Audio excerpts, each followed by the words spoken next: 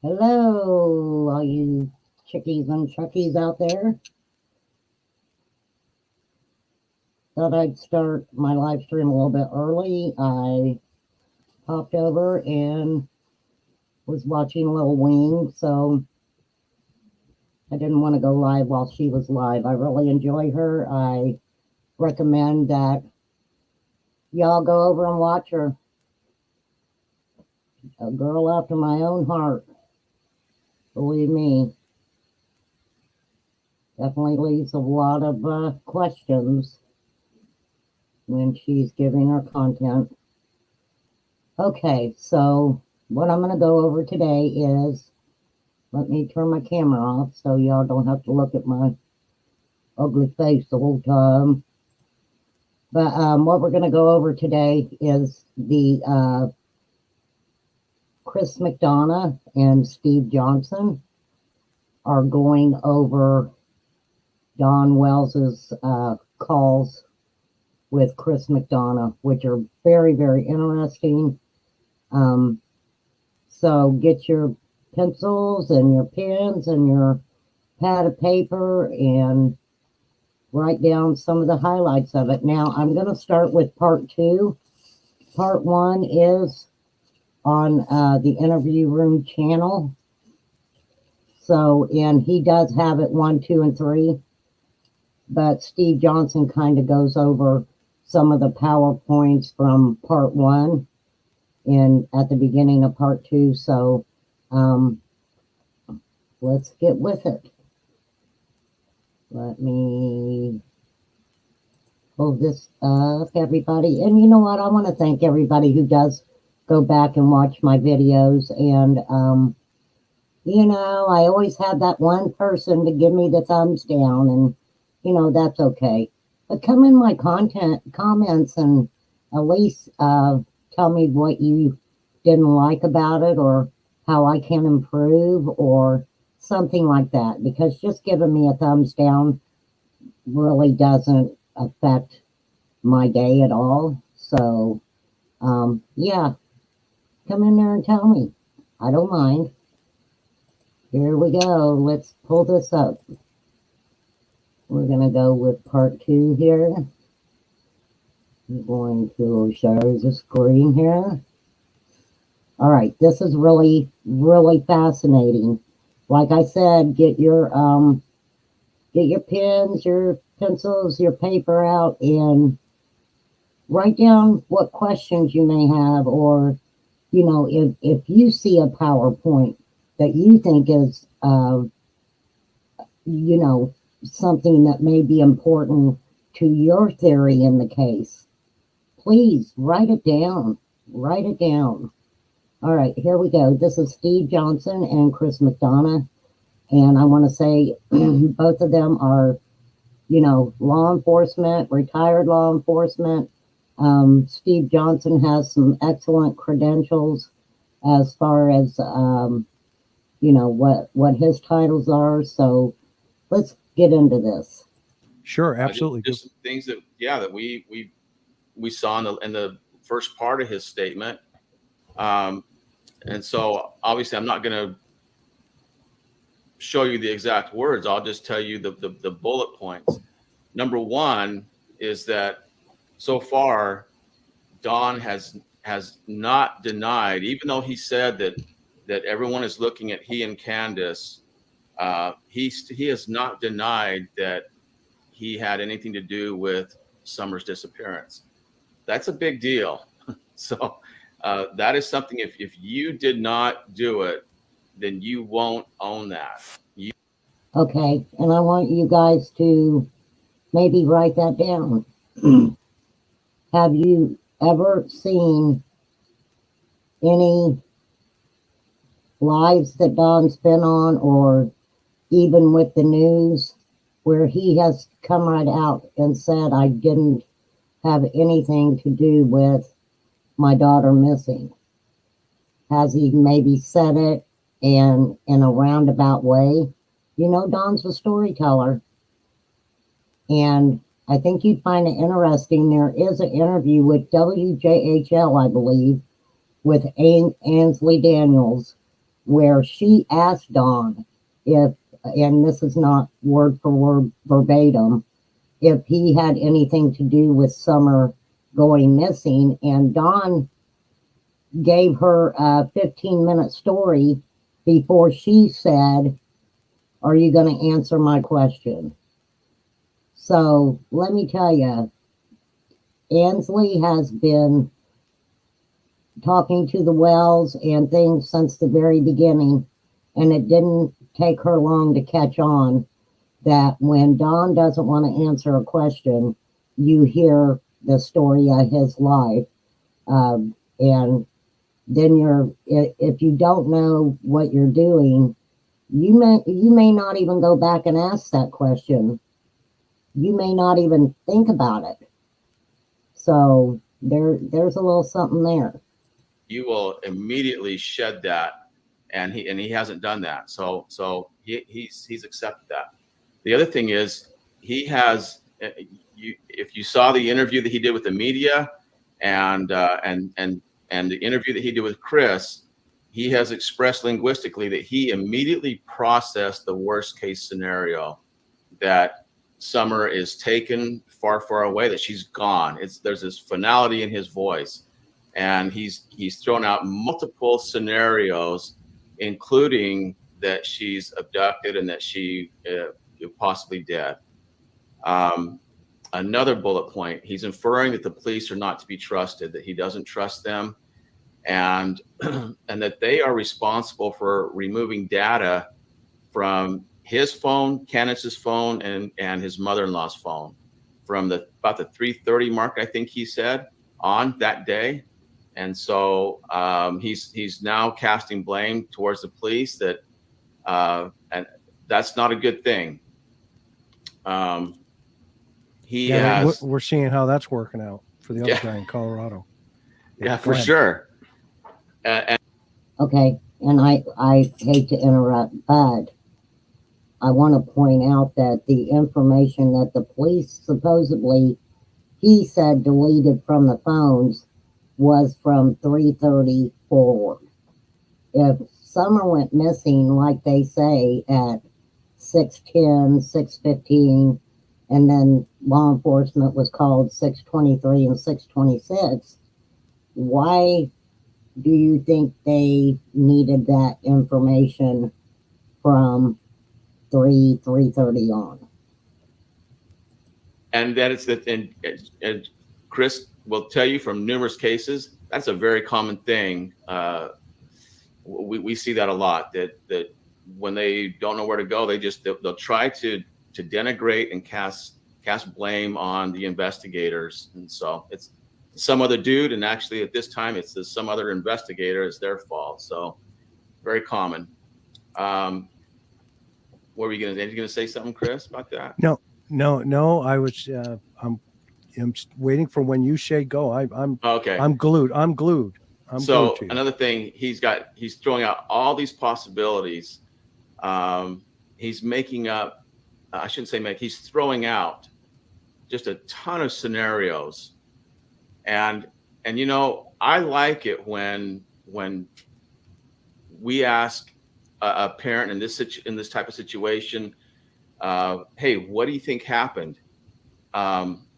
I like it when they say, well, you know what? My first thought is, boom, and they tell me what their first thought is, and back it up, and they have a solid reason for it. What I don't like is when they throw out a possibility, but there's no foundation for it. Instead, there's narrative building and alibi building and laying groundwork for how that could work. If you have to explain why that could be and lay the foundation, and pave the way as to why that could be the case, then it loses all credibility and it actually goes south. It goes the other way. So now it gives all the it puts check marks in the negative section, that he might be not telling the truth about that, and that's what we have here with Dawn. One of those scenarios was that Summer was abducted. And the only way for that to happen was that those dogs had to be off the property, because was it 13 dogs, I Yeah, believe? there were 13 there when I was there. 13. And they bark. Everyone has said those dogs bark every time someone comes up the driveway. They prowl all the land that they're on, and they know when somebody is on that property that shouldn't be there. And so, in order for her to be abducted, those dogs would not have to be there. And he went to great lengths to explain what the dogs normally do, how they're stupid, how they're dumb, and how this, because of what they normally do, that they couldn't have been there that day. 13 dogs disappeared the day Summer went missing. Do you guys really believe that? 13 dogs. And even if some of the dogs are stupid, I would say not all the dogs are stupid. So that is a PowerPoint in itself. The dogs. Now, Candace mentioned at one time when law enforcement was bringing their dogs up, I don't know if it was cadaver dogs or just the search dogs. I know, there are two different really sets of dogs. Your scent dogs, and then you have cadaver dogs, etc. And Candace made the comment that she was mad because they did not tell her that they were going to bring the dogs up on the hill, and she had to put her dogs up. So there were dogs on the hill at that time. And I'm telling you what, it's like a needle in a haystack. We'd be more lucky to have a lightning strike, I think. Well, go ahead. Yeah, no, I absolutely right. Can't disagree. And so a couple other folks here in the chat are saying that they can't see the screen. So fix your pixel, do a higher resolution, and then the clarity should come up on your stream there. So, are you ready to get into this, Steve? We can rock and roll on this, shall we? All right. So let me get over here. All right, Chris, let's rock and roll. And whoops. I like Chris McDonough. I can be harsh on him sometimes, but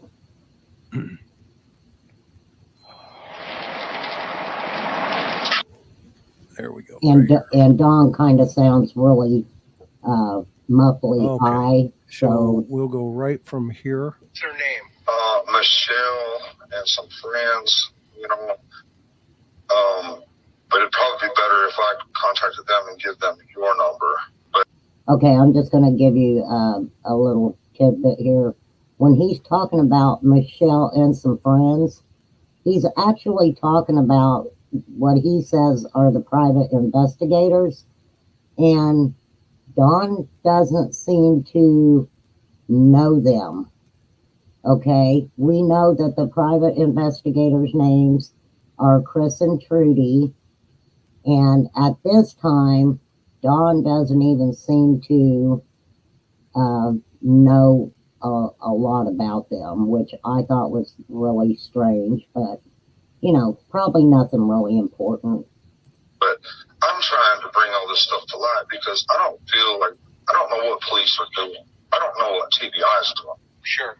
I know a lot of people talk a big talk, and then they come out here and they're just worried about their own agenda.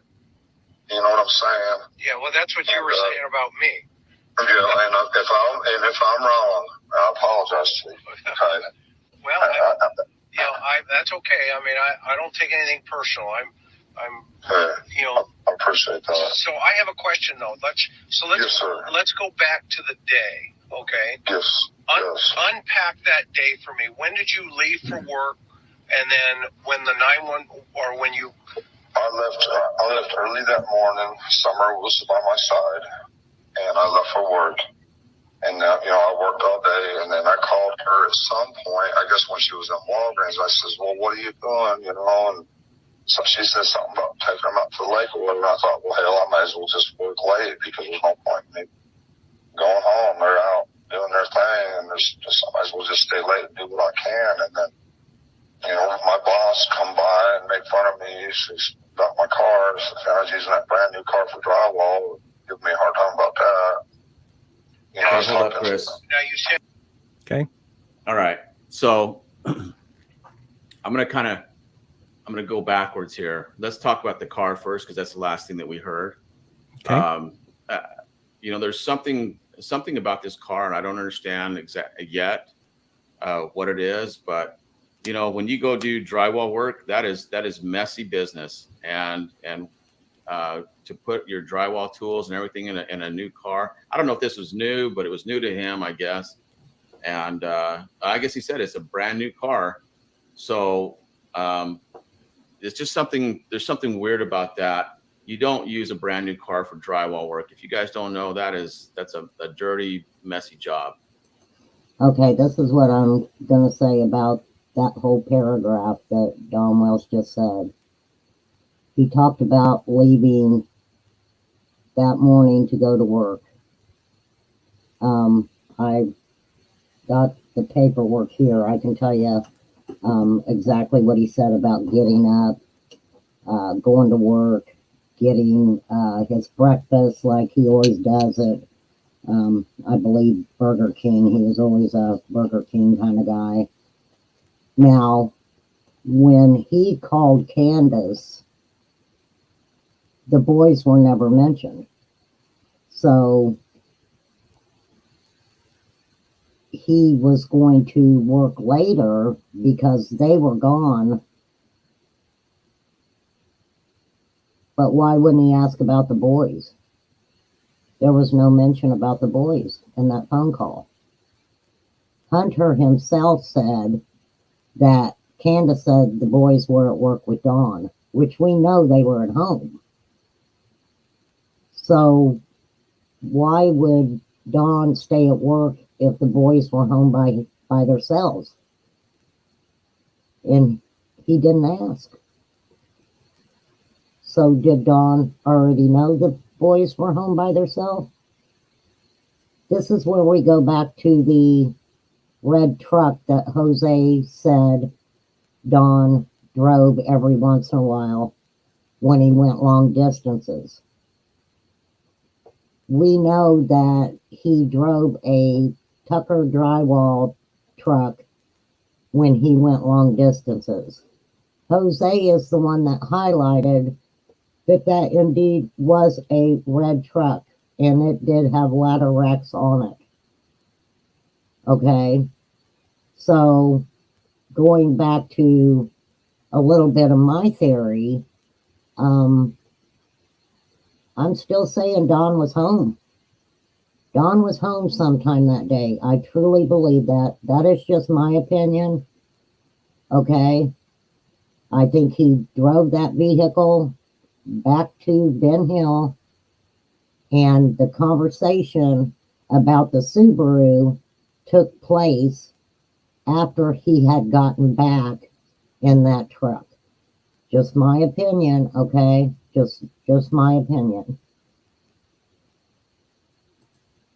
I'm going to skip back up to when he said, Chris, you asked him, when did you leave for work? And then when the 911 and then he interrupted and he said, I left early that morning. Okay, so he answered your question. And then after answering your question, he added this, which in context has nothing to do with the question that you asked. He said, Summer was by my side and I left for work. So what my team and I asked was, why would he include Summer was by my side and I left for work, instead of saying I left early that morning at whatever time it was, and then be done with it? He answered the question, but his brain went somewhere else. You focused him on that morning And so he told you not only that he left answering the question, but his mind has now gone back to the most important thing. Summer was by my side and I left for work. Now, the argument is that, well, we're talking about Summer. Summer's the one that's gone. And so he's remembering that Summer was there by his side. That's a good thing. That's a good thing for a parent to remember. The problem is that there's an indication here when he says I left for work, instead of saying I went to work, his brain has paused there at the point of departure, which is his home. Summer was by my side. There's missing information there. That's what that indicates. His brain paused. Instead of moving forward to work, his brain paused right there. And so now what I want to know is, okay, is this critical information, or is it just that he's sentimental about Summer? And by the way, there hasn't been any sentiment about Summer. His emotions have not risen to that level that we would expect of a parent. And in fact, it's kind of been the opposite. He's focused more on his own emotion than emotion about Summer. And so I'm on high alert now. So now I know I have missing information that's related to Summer being in bed with him. And I know that it's bad because it's from what's going to come next. You ask him, tell me about Summer being by your side. And he says, well, she slept next to me. So I know that this missing information is related to Summer being in bed with him. Okay, and I'll come back to that. Now he says, and now I worked all day. And I called her at some point, I guess, when she was in Walgreens. I said, well, what are you doing? She said something about taking them up to the lake. So, okay, he's giving you details of his day. This is extra information. That's Candace. He's calling Candace. That's Candace. Right. And why is he adding this in here? Well, here it comes. She says something about taking them up to, well, then I thought, hell, I might as well just work late. Because there's a reason why there's no point in me going home. And he gives another reason why. Well, he doubles up on this. They're out doing their thing. That's why. And when they do that, they give you a reason for doing something that you didn't ask him about. That he's now told me that this is a sensitive area to him. Now I'm on high alert as to why he wants to create this alibi that he was at work. And I want to know now, was he at work all day? Did he leave work early? Did he work late? I want to know. This needs to be verified for me because there's something sensitive about that, about working late. Okay, like I was saying, Don said he had an alibi being at work, which he would have had an alibi being at work. If he was at work any time that day, then his, employer or whatever would have said, well, yeah, he worked that day. And I think a lot of people think that because of the job that he did and the other contractors working in other houses alongside of him, that they're going to know exactly everything that Don does, if Don leaves, if Don comes back. Believe me, I have someone who is actually a contractor, okay? And he could not tell me if one of his employees that were working a couple houses down left at any time that day. Don took lunch almost every day. If you ever hear Cher talking about it, there were times when Don told her he was at work when she was talking to him on the phone, when she knew he wasn't at work. It was very obvious he wasn't at work. So even if Don says he worked that day, he would have taken a lunch, I assume, and he usually took lunch around 3:30 every day, from my understanding of that situation, okay? So, I mean, you see what I'm getting at? Don could have left work that day, and anybody working around the area would not have even thought about it if Don took another truck that belonged to Tucker. Don could have said he was going to get materials and would have taken the other truck and not the Subaru. I kind of hope you see what I'm saying there. Okay, we'll go on. He just pointed it out. So that might come up later on, that he might answer the question for me. But I know that there's sensitivity. He's creating this. He wants to make sure that you knew that he was at work all that day. And so we'll pick that up a little bit more coming up. Okay, interesting. And remember, we talked about, he would probably be adapting day to day, especially after the last video we just did. Yeah. Well, he has, he's found some outlets, and he's adapting correctly. But I'm paying attention, and we'll just keep staying as we stay. And what other is interesting thing here? So I had a theory, and it's just a theory, right? It's a working theory, that what if something happened, right, at the property or whatever, hypothetically, and what if they were both there, and then, they got to hatch this. We got to get the cops moving. So he goes to his job site. She's at the house, hypothetically, makes the 911 call. He makes a 911 call and then comes back. And that's why he took the red car. Mm-hmm. Because typically, right, to your point, if you're doing drywall and you've always, have the white truck, and his boss even comes over and teases him about having the red car. Okay. So that's, that just doesn't, that's DLR, right? As we call it, doesn't look right. And it doesn't sound right. DSR. Okay. So now it could be true, I don't know yet personally. And I know that you have, your radar is up, pretty high. So anyway, let's keep moving. And by the way, for the folks that have been asking, I feel great. I had my second shot. I'm looking good. So get vaccinated. All right, here we go. You ready? Let's go. All right, bud. You said Summer was by your side. What does that mean? She was asleep by my side when I woke up. Okay, got it. And what time was that approximately? I'd say about 7. Okay. Maybe earlier, 6:30 or 7, somewhere in there. Okay. Okay, I'm sorry to interrupt again. This is important for the timeline. If you're doing the whole day timeline, that time is important. So you might want to write that down. And yeah, she had to be by me. She just had to be by me. That's her personality. Yeah. No. Yeah, she loves me to death. I could say just one harsh word to her and she would break down. I'd have to apologize to her 10 times over. Right. Hold up, Chris. All right. All right, I'm going to stop that just for a second and come back and say, hi, Charlie K. Sugar Boom Boom. Good morning.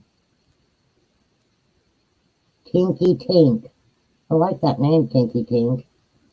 And Miss Chewy, she was here earlier.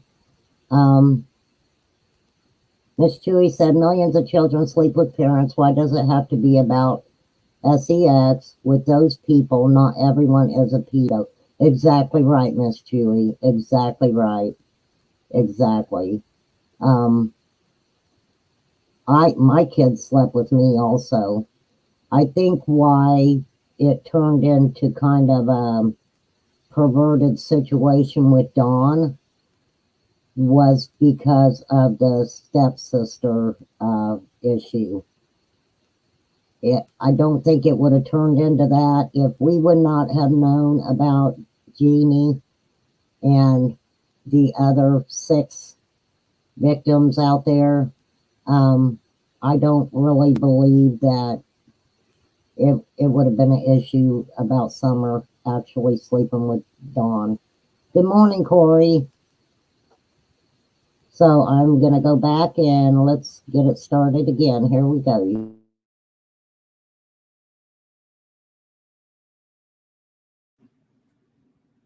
All right. I know where you're headed. But it's gotta, it is what it is. So this is disturbing. So this ties into that missing information that I said is related to Summer being in bed by his side before he left for work. Okay, he's left out information. Now he says she was asleep by my side when I woke up. He put timing in there, and it infers that she was by his side at other times, prior to him waking up. And I'm going to leave that alone for just a second. She had to be by me. She just had to be by me. This is a indication that of a control, a controlled bonding. This is what we see in groomers, and it worries me. And I'll show you why I'm going here, because there's more. Then he says, "Yeah, she loves me to death." So he is saying, "I'm the good parent. I'm the one that she loves." And anyone that might be having a problem with that later on, and I think it's later on, it's either later on or something that we did last time. He mentioned that she had a hard time bonding with Candace. Yep. That for the correct. first, I don't remember how long it was that she wouldn't bond with Candace, but she bonded with him. Okay. Yep. That's typical. That fits the profile of a groomer, and a groomer will then, with a spouse or significant other, they often use them as well, and they'll shame them. They use the shaming technique and everything, and it gets a little deep, but this fits the profile. So then he says, "I can say just one harsh word to her and she would break." He put a number on the word, on the harsh word. It indicates to me that there have been more than one harsh word said to Summer. This is also fits the profile, and then he said this in association with summer breaking down. And so it tells me that there were a lot of harsh words in this relationship. I still have that he's insinuating this closeness to her. There's an insinuation of fear, and she would break down. And that's physical. And then he says, "I have to apologize to her 10 times over." That's more of the grooming. And it's so when you might hear this, a groomer would be typically apologizing. "Baby, I'm sorry, I have to do this. If you hadn't climbed in bed with me or said this or done that or whatever, I wouldn't have to do this." And they apologize many times over.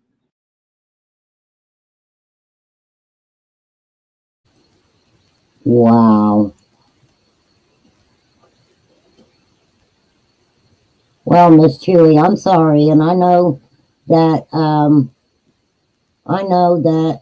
we all have different opinions and theories, and I'm sorry, but this is important information to go over. It gives us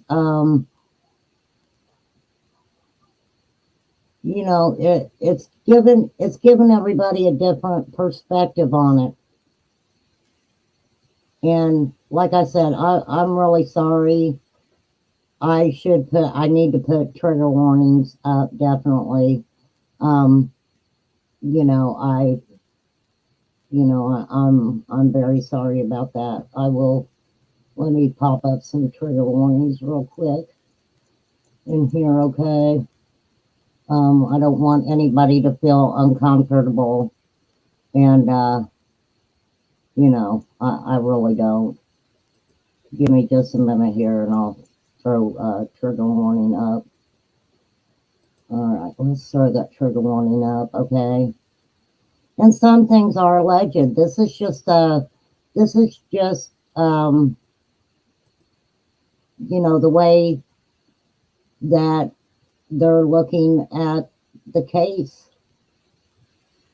What Steve is saying is actually correct. The way that Dawn describes hollering at Summer to the point where she's hysterically crying and he has to say, I'm sorry. Why people are looking at this, Corey, you're right. They're heartbroken no matter what happened. There's nothing good about this at all. Nothing good about this at all. And, I'm sorry, Miss Chewy, if it was, not something that you can listen to. And that's okay, honey. I have no problem, with that at all. I can't apologize for what he's saying, but these are seasoned law enforcement individuals with credentials out the wazoo. And like I said, I think maybe if the Jeannie situation, Jeannie going to TBI or the FBI and, explaining what happened with her and Dawn. And then you've got 7 other, I think there was like between 6 and 8 individuals who came out about Dawn Wells and what he had done to them when they were little. Okay. Sugar Boom Boom said, Ms. Chewy, I agree. To assume that those things happen to Summer is sick. Not all people who have sensitive children are abusers. I have a very sensitive child, and I've never hurt any of my kids. Honey, I agree with you. I do. And like I said, do you really think that this conversation, no, Sugar Boom Boom, you're fine. You're fine. What I'm going to say is, do you think that if the Jeannie and Mary and the other people who came out against Dawn, if that wouldn't have happened, if that wouldn't have became so public to everyone, do you think that this conversation that Dawn is having with Chris McDonough at this point would have been looked at in the same way? Okay, that's a question I'm going to ask. Do you think that the conversation would have taken a totally different turn? But no, if somebody can't handle the conversation, the interview, please don't watch it. Please don't. And believe me, I understand, because I was assaulted when I was little, about Summer's age.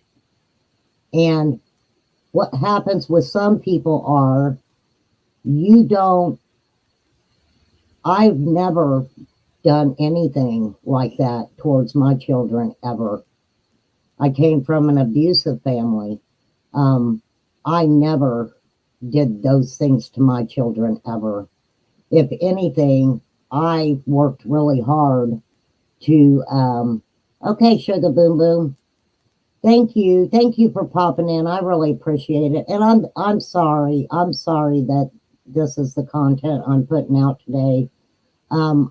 This wasn't the agenda to make Dawn look like a predator or whatever, because I will say there's never been any proof at all that Dawn did anything like that to Summer. She said CM had an agenda when it comes to Dawn before Mary and Jeannie came along. Well, I'm not real sure about that, because Mary and Jeannie came out from, hey, Selena, Mary and Jeannie came out from the get-go. And Jeannie's daughter, Trish, was the one who actually came on social media and came on YouTube to talk about the situation. So I think when Chris learned of that and spoke with them, he obviously, being a retired, well, he's a cold case detective. Hey, Shalima, I think that he was looking at things in a totally different way after that. And I know a lot of people don't like Chris McDonough, but if you watch his interviews and things, he showed us a lot before anybody else even did. He showed us what was happening from the beginning. We would have never have gotten to actually see the house or anything like that. We wouldn't have seen anything like that if it wouldn't have been for Chris McDonough. So I'm sorry, and I'll say trigger warning 1,000 times. And Charlie, I was glad to see you. I was wondering how you've been feeling. So please don't hate the messenger. I just thought it was important to put that out there, and definitely trigger warning 1,000 times over. Some people may look at it a little differently than what you guys are doing. Yes, I agree. The Wells are heartbroken. I think Candace so much more than Dawn, to be honest. I know people think I got a hard on for Dawn, but I just don't believe Dawn. So, all right, we're gonna go ahead and go through with this, guys.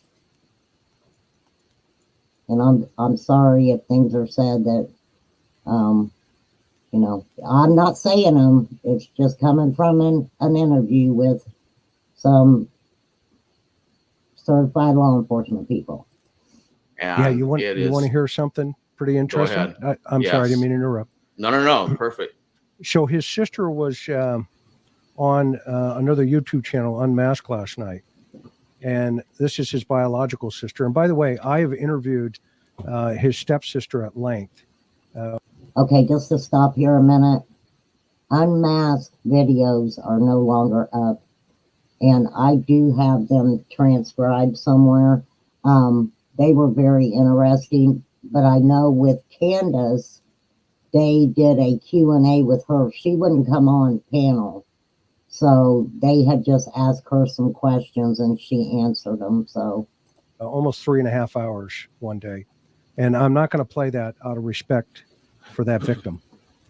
But what was interesting, right to cue, is Don called her last night apologizing and trying to get her to, basically shut it down. And so, to your point, I don't know if that's target acquisition or if, he's just so used to, kind of covering every time he hears a scenario, he immediately jumps on top of, the victim. And by the way, for her, the Jeannie, his stepsister, she told me one night when I think she was either 11 or 12. Well, it was in that time frame. I have to listen to her statement again. But she had a girlfriend over. They were doing a sleepover. And the girlfriend was in the bunk bed below. And in the middle of the night, he came in and molested her as well.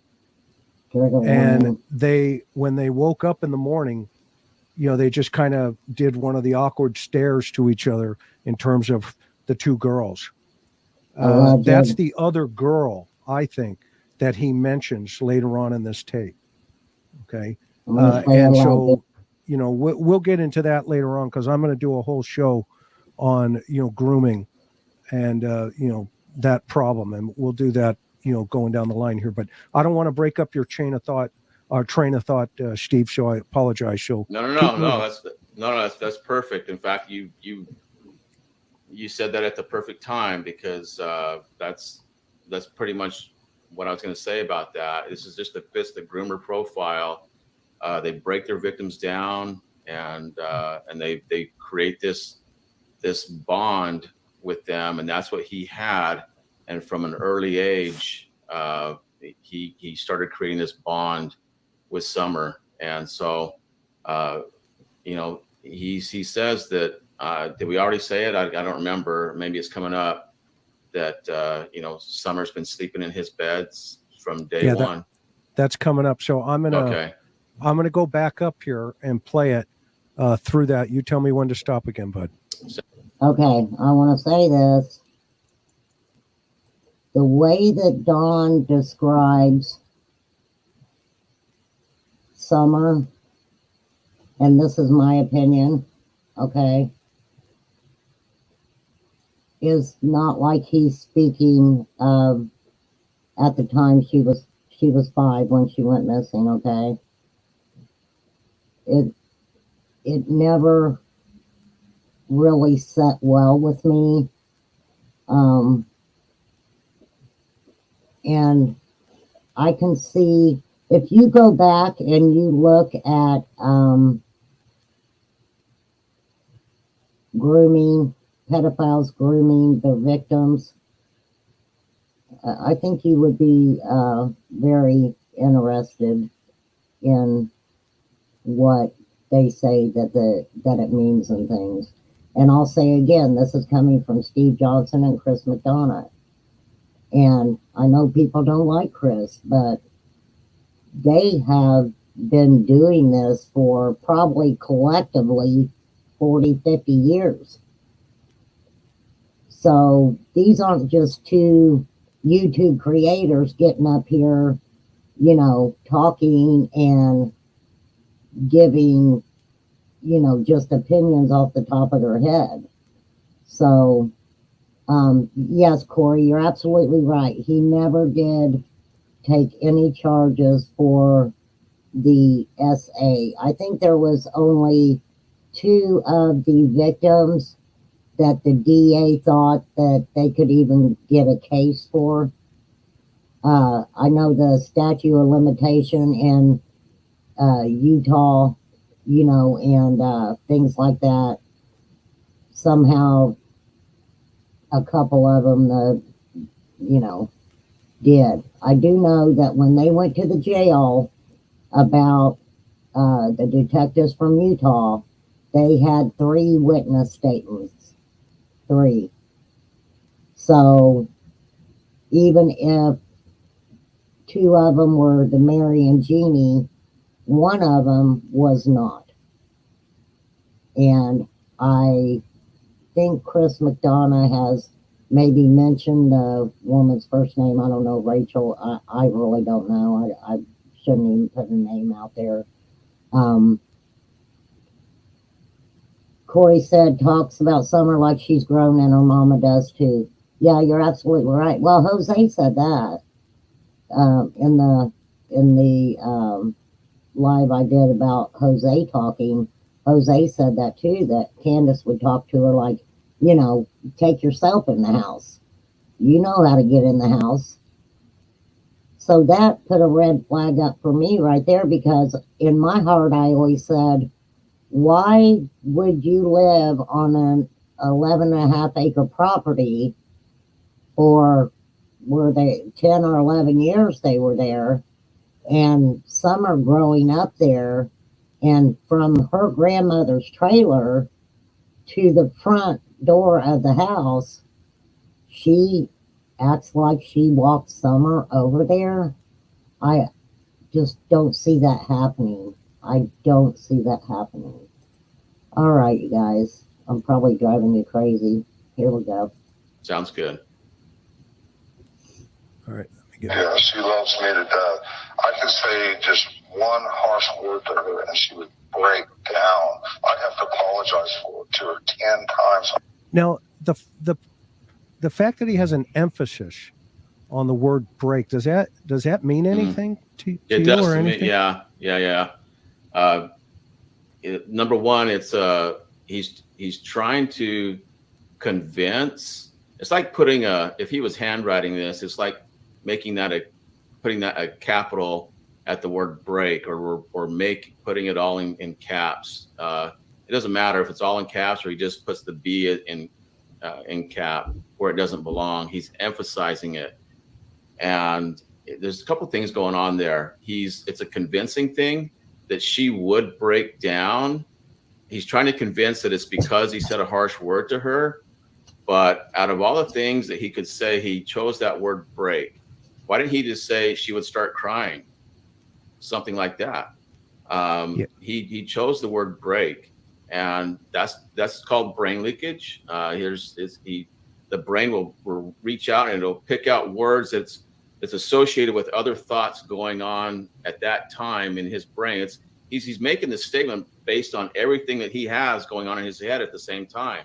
And it will pick words that correlate with all these different things that are going on. They're all in these little rooms in his head, and it'll pick out a word that correlates to all of them.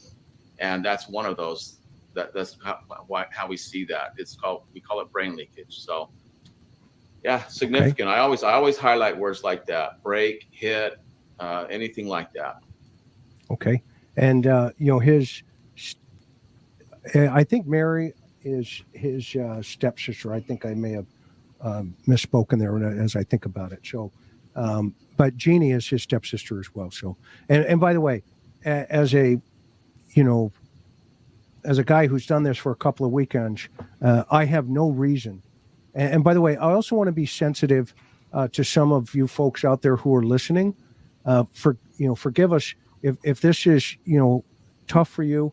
I understand, and so I want to be considerate of your feelings in the chat as well. I know this is very difficult to listen to, so I just want to give you a heads up. If it is too difficult, please come back. Watch it at another time or not. It's completely up to you. But I just also want to be sensitive to, this is a very difficult essay conversation here. Thank you, Chris McDonough. You worded that so well. And I'm going to say here, Don said, I can say just one harsh thing. Okay? I can say just one harsh thing. So I don't want everybody to think that I'm, agreeing with their estimation of everything, okay? He said I could just say one harsh word. So he did put that in that sentence, okay? No, Charlie, Don's not an innocent man at all. He has done a lot of not good things in his life. Did that roll over onto Summer? Very good possibility. Very good possibility. Okay, I'm going to get back to this and let my doggy out because she's whining. So thank you all for being here. I really appreciate it. I really do. And like I said, you can come back another time. I know the content is really disturbing for some, and I can understand that. And I just want everybody to know, you can be on Don and Candace's side, or you cannot be on Don and Candace's side. My channel, we're not the type of people that if you believe in Don and Candace, that's fine. That is totally fine. Okay? Opinions and theories with no repercussions, and I truly, truly mean that. All right, here we go.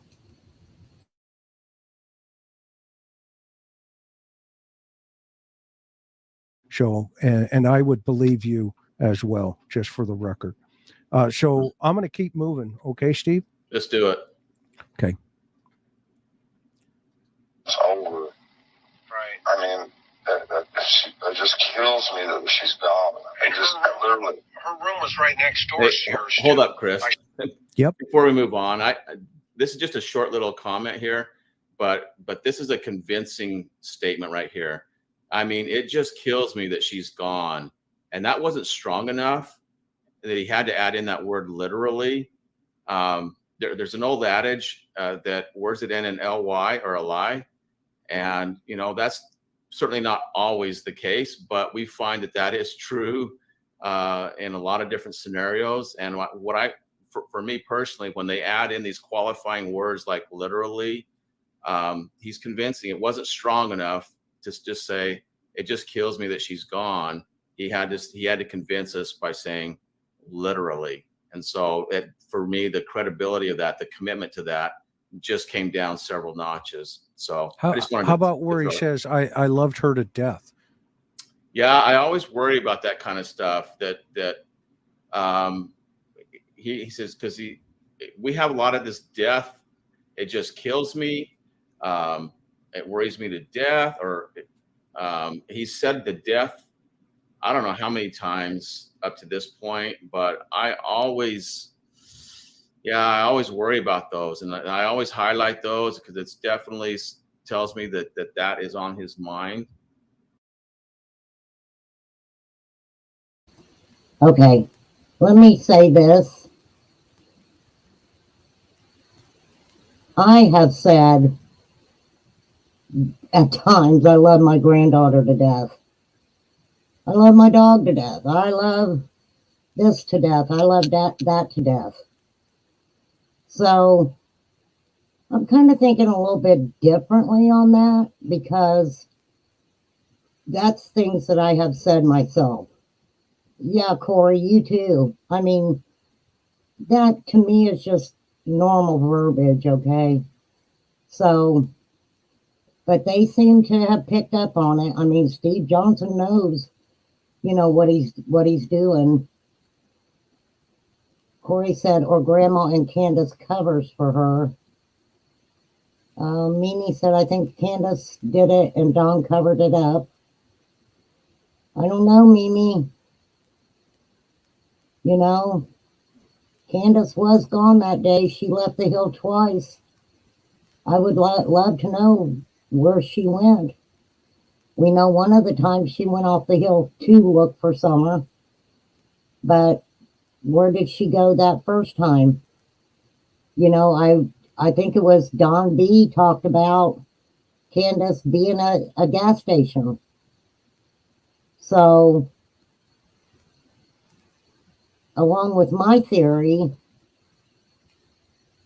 what if Candace came back and left Summer there at home and then left and Don came home? He repeatedly says, I knew something was going to happen on Candace's watch. On Candace's watch. He said that repeatedly and repeatedly and repeatedly. So, all right, let's get back into this. And it's very similar to, I know we're not doing Candace's statement, but in that media statement that she gave, she said she's trying to say how much, it bothers her that Summer's gone. And she said, it just smothers me. I'm like, where in the world did that come from? How did she pick that word out? Smothers me. And I was on high alert right then when I heard that. That is one of those words that a parent just wouldn't use. I have to agree with Steve there. And that interview that Candace did when she said it just smothers me threw me for a loop. Really threw me for a loop. That was like a statement that I couldn't see coming out of Candace's mouth. It was very strange, very strange. when you're talking about your 5-year-old daughter being gone. So anyway, yeah, definitely. Those are words that give the thought process away. Okay, here we go. Yeah, and we tried to make her sleep in her own bed, and she'd come to me with big tears in her eyes and say, "But Daddy, I want to sleep with you. I want to be with you." And I couldn't say no. I just couldn't. And how long has she been doing that? You can't pass this up. I'm not. This is more of the sex abuse. This adds to the mountain of evidence that we're starting to build here. That he's building it. We're not. He's building it. Say SA. Just say SA for our viewers, because there are rules in YouTube. So right on. Be careful. Yep. Sounds good. Mm-hmm. So one of the things I wanted to say about that also, Dawn, Summer loved him to death. Summer didn't want anything to do with Candace after she was born until she was like 18 months old. But Don was never there. Okay? He was always working, and he will tell you that. And, Summer slept with me, every night. But Don wasn't there a lot. So it's just very strange. And Don also made the comment that, Candace would be lit up drunk by the time he got home, and then she would go to bed. So yes, those times Don pretty much did have control over Summer and showering her and, taking her down to bed and things like that. Some people are going to say it's okay for a father to do that. I don't agree with the showering because of Summer's age. I just didn't agree with that. But as far as her sleeping with Dawn, I don't think that was really a big deal. What made it a big deal was the SA, stuff that was alleged against Dawn and the age of Jeannie. And so, that in itself opened a big, big can of worms. And after that, anybody who looked at Dawn and Summer's age and stuff automatically just jumped on the bandwagon that he was doing the same things to Summer. I am not saying that.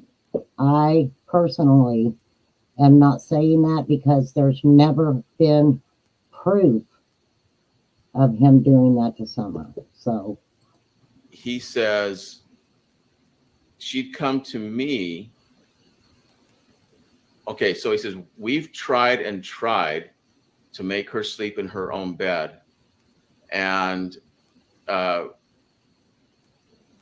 so when they say that they've tried, all right, tried and tried, he doubled up on it. His overemphasis that they've tried to make her sleep. It's good enough to just say we've tried over and over again to make her sleep in her own bed, but we've tried and tried. Okay, this is what I'm going to say too.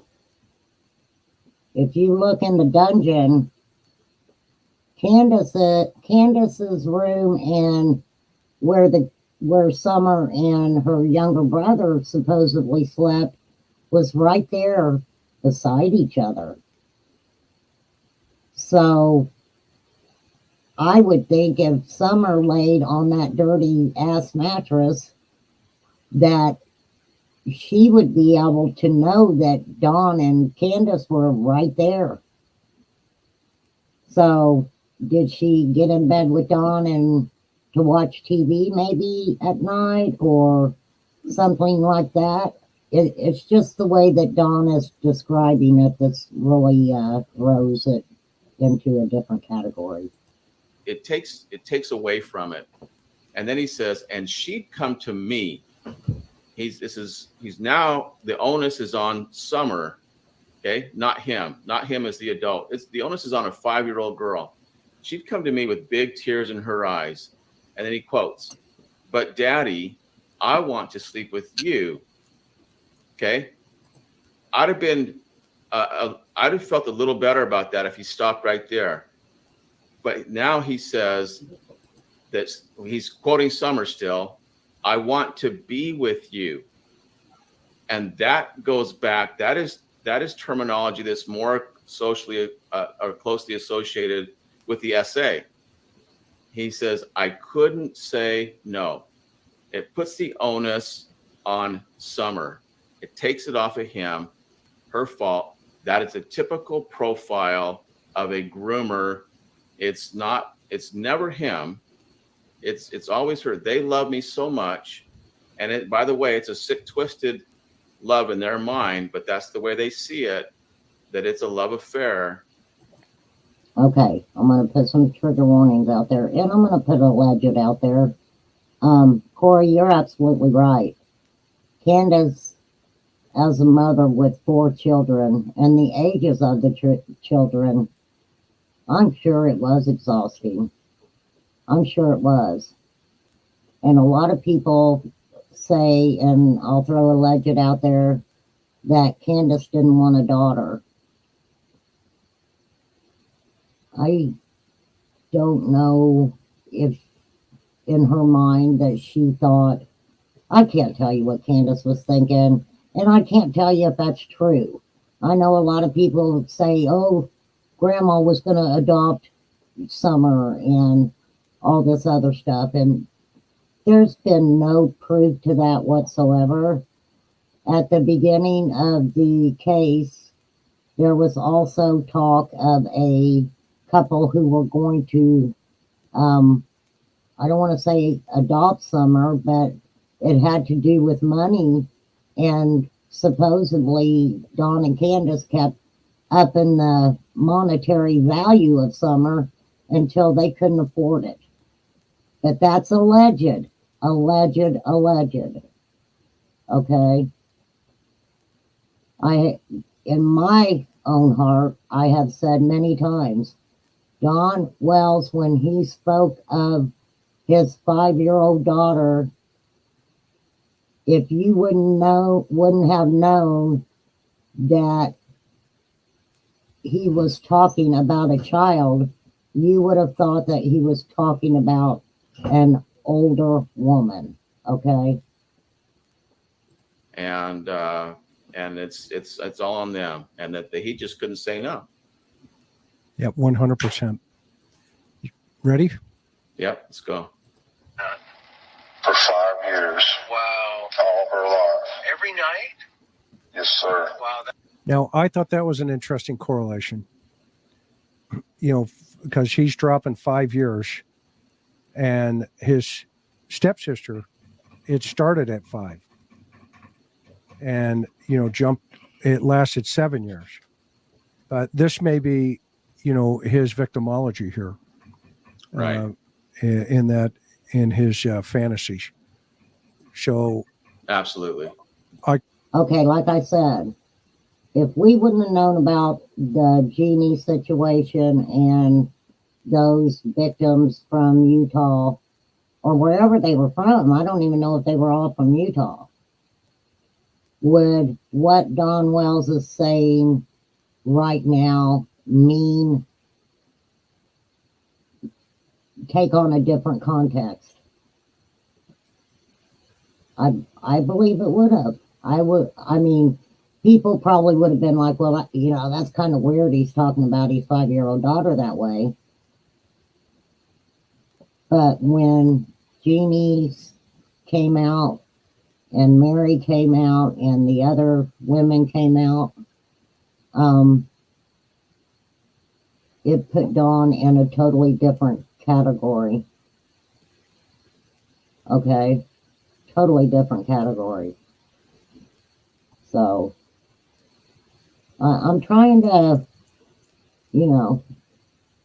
I'm trying not to be so Don down because I don't like him. I mean, I've not hid that fact. I don't like Don, and he's just not the type of person I think that I would want to have any communication with or be around or anything. So, you know, I'm trying to be nice, everybody. I qualified him by saying, well, that's a bond. You know, Yeah. That's and a bond. Yes. go ahead. yeah, and he bought it. And you know, I Exactly. knew what you're doing there. I know what's probably going through your mind. You're probably thinking, wow, this dude's pretty sick. But you did the right thing, and you kept the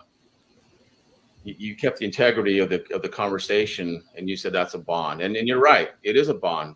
It was a bond. It's just a sick bond. It's a twisted bond. But you're right, it's a bond, and to him, it's a good thing. To us, we know that it's a sick and twisted thing. Okay, I'm going to say this too. If you go back and watch the WJHL interview with Don and Candace, the first one they did, you will see Candace make a statement about nothing, that Candace wouldn't let nothing happen to Summer if she was around. And look at the look that she gives to Dawn. Look at that look she gives to Dawn. Put that together with Dawn, something's going to happen on Candace's watch. Then all of a sudden, Candace is gone. We don't know. We do not know her leaving that hill twice. We don't know if she left Summer there or not. Right? We don't know if she came back and left Summer there to go do whatever.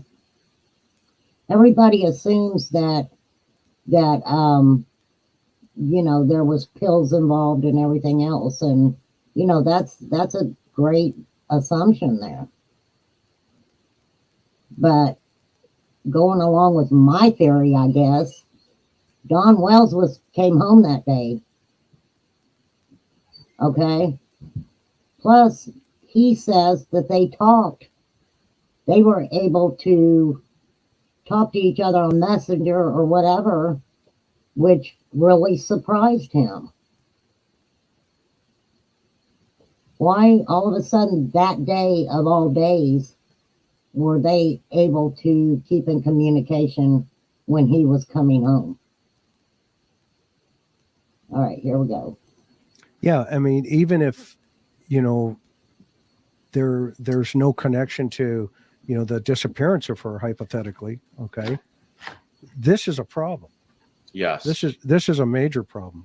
And I think anybody, well, your class, I'm sure your class measured this out, but we'll get to that as we keep moving. Are you ready? Yeah, let's go. Yeah. Wow. And so walk me through it. What time do you get up, and what do you remember last about seeing Summer? All I remember is when I woke up, is her feet and her foot being under me, kind of, you know. I remember her being there, and I covered her up a little bit or whatever and left, and she slept right between me and Mom.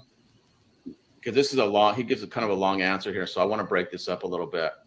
And again, and I'm going to try and stay out of the weeds of things, but if I just want to point out how significant, how this builds. This is coming out of his brain to his tongue, and he's building this for us, and we're just calling it the way it is. I love the question you asked. What do you remember last about seeing Summer? And Chris, you referred last time to a very personal incident where you lost your son, and that time, that moment was frozen. It's locked in for you. Your last conversation with him is locked in for you. It's a very cherished memory, and you all those last little points, they're solid. You'll never leave your brain. And And so you asked, what do you last remember about seeing Summer?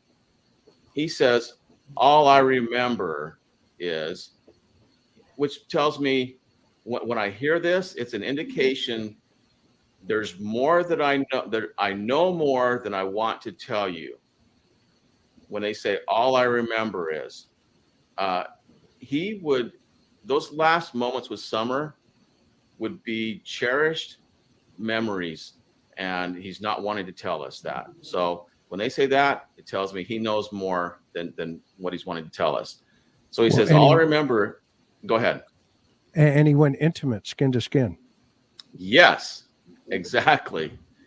That's where it went. And that's that is so wrong. All I remember is when I woke up is her feet and her foot being under me, kind of, you know? So he says, I remember being there and I covered her up a little bit or whatever and left. Now, what's going on here is another indication that there's missing information. He's leaving critical information out, and it is associated with, you nailed it, skin to skin, and he's lost in that moment right there. Her feet, and then he says her foot. Why the need to? It's like he can't get out of that. Yeah. Okay, this is something that always kind of stood out to me too. If Dawn got up for work, now we have to remember that Candace took Grandma to the hospital per se, or some people ask if it was the med check. I don't think it's relevant either way. And she was there by 8 or whatever time she said she got there. I think it was, she said that they had got there about 8. Why wouldn't have Dawn just hung out and carried Summer to the car? Would a little girl's dad who loved her so much and she had to be with her daddy, would he just, if he was there, I can't say he was there when they left or whatever, but would he have carried her out to the car? And that may not make sense to a lot of you, but when I look at my theory, that is one of the things I asked too, because the last picture that Dawn says that he has with Summer is him standing there holding her, and she was in that little dress. I believe it was the same dress she was dancing around the barrel with. But it's just, I've got it wrote down, so to me it means something. What is it? Was it her feet or her foot? And for him, this is like this is movement. Sometimes when you're snuggling up next to someone and their feet are right there, and then there's a little bit of movement, and then it's the foot. Chris, he's lost in the moment. He's lost in the moment right there. And what's interesting here, he's not introducing Candace into this snuggle time, for lack of a better term. Right. Moms throughout the centuries have slept with their children. Yeah. Okay? And that's just a mother's bond. Okay. Yeah. I've raised 4 kids, and I've had, our kids come into the room. Okay. But I've never slept with my daughter underneath me or right. or her underneath me, and 4 or 5 years. Okay. Every single night. Every night. Right. Yeah. And if that doesn't concern people, okay, then, you folks need to get checked. because guys like me and Steve and others, okay, well, we're coming at some point, because this is about a 5-year-old missing little girl, and this is very relevant to the big picture. Yeah. Okay, here it's very relevant in my mind, to protect these babies, 100%, and the fact that later on, and what he didn't know, I'd already interviewed his stepsister, and he would come in the room every single night while she was sleeping and essay her. And so the fact that he bonded in this conversation, in my opinion, is a huge red flag. And that is a bingo card for 50. Yeah, there you go. And I'm going to double that one right there. Yeah. So we had 100 the other night and another 100 tonight. Yeah. So we're almost getting to 1,000. Yeah. All right. So I remember being there, and I covered her up a little bit or whatever and left. Or whatever. Yeah. Yeah. What's that? Yeah. It's not. So it's something else. It's or whatever. It's missing information. He didn't say I covered her up and went to work. No, my brain is paused at that point of departure. I covered her up a little bit or whatever. That's something else, Chris, that he's not wanting to tell us. His brain is paused there and left, instead of saying moving forward, I went to work. So it's not what he's trying to, he wants you to interpret. He wants you to interpret that he covered her up and went to work, but that's not what happened. There was something else that went on there, and he just doesn't want to tell you. Okay, do you guys understand what they mean by that? If I'm in a conversation with somebody, let me see if I can explain this in pretty much layman's terms. If I'm having a conversation with somebody and they're questioning me on everything, I might say, yeah, they went to the store and whatever. There's something added on to that. I could have said, yeah, they went to the store to get fish, or whatever. That's a great example. They went to the store to get fish or whatever. There's more content to what I'm saying. I don't want to get into it. I don't want to give every little detail about it. Did I explain that pretty good? I hope so. All right, y'all. I know. I'm not a good YouTuber. I know. That's all right. That's what it tells us. Yeah. So I'm gonna put something out in the environment tonight. Okay, and we'll see how many people take it. I kick myself that I didn't ask him what was she wearing. Okay? Yeah. I made a mistake. Okay? But I'm going to make a prediction right now. He's going to tell us what she was wearing after tonight, or his friends are going to tell us what she was wearing. Okay? But nobody knows what she was wearing other than him at whatever time he left in the morning. Okay? So I can't wait for that to come into play here. Okay, and why Chris says that, a great example of this with Dawn. When he would hear YouTubers questioning anything, when he would go on a panel, whether he was asked, if he would have went on a panel and he was asked that, okay, he would automatically have the answer. Or they wouldn't even have to ask him questions, because he would follow YouTube so much. And, a lot of the creators were, right up there with him. And so he knew what was being said on YouTube. And so when he anybody would have a question, he would automatically talk about it and bring it up on different panels. So him and Candace both were always trying to, they were never saying anything that really mattered. But if somebody called them out on something, boy, they were on it. They were on it to defend anything. Okay. And then when you guys see that, okay, then you make a determination on whether or not that sounds,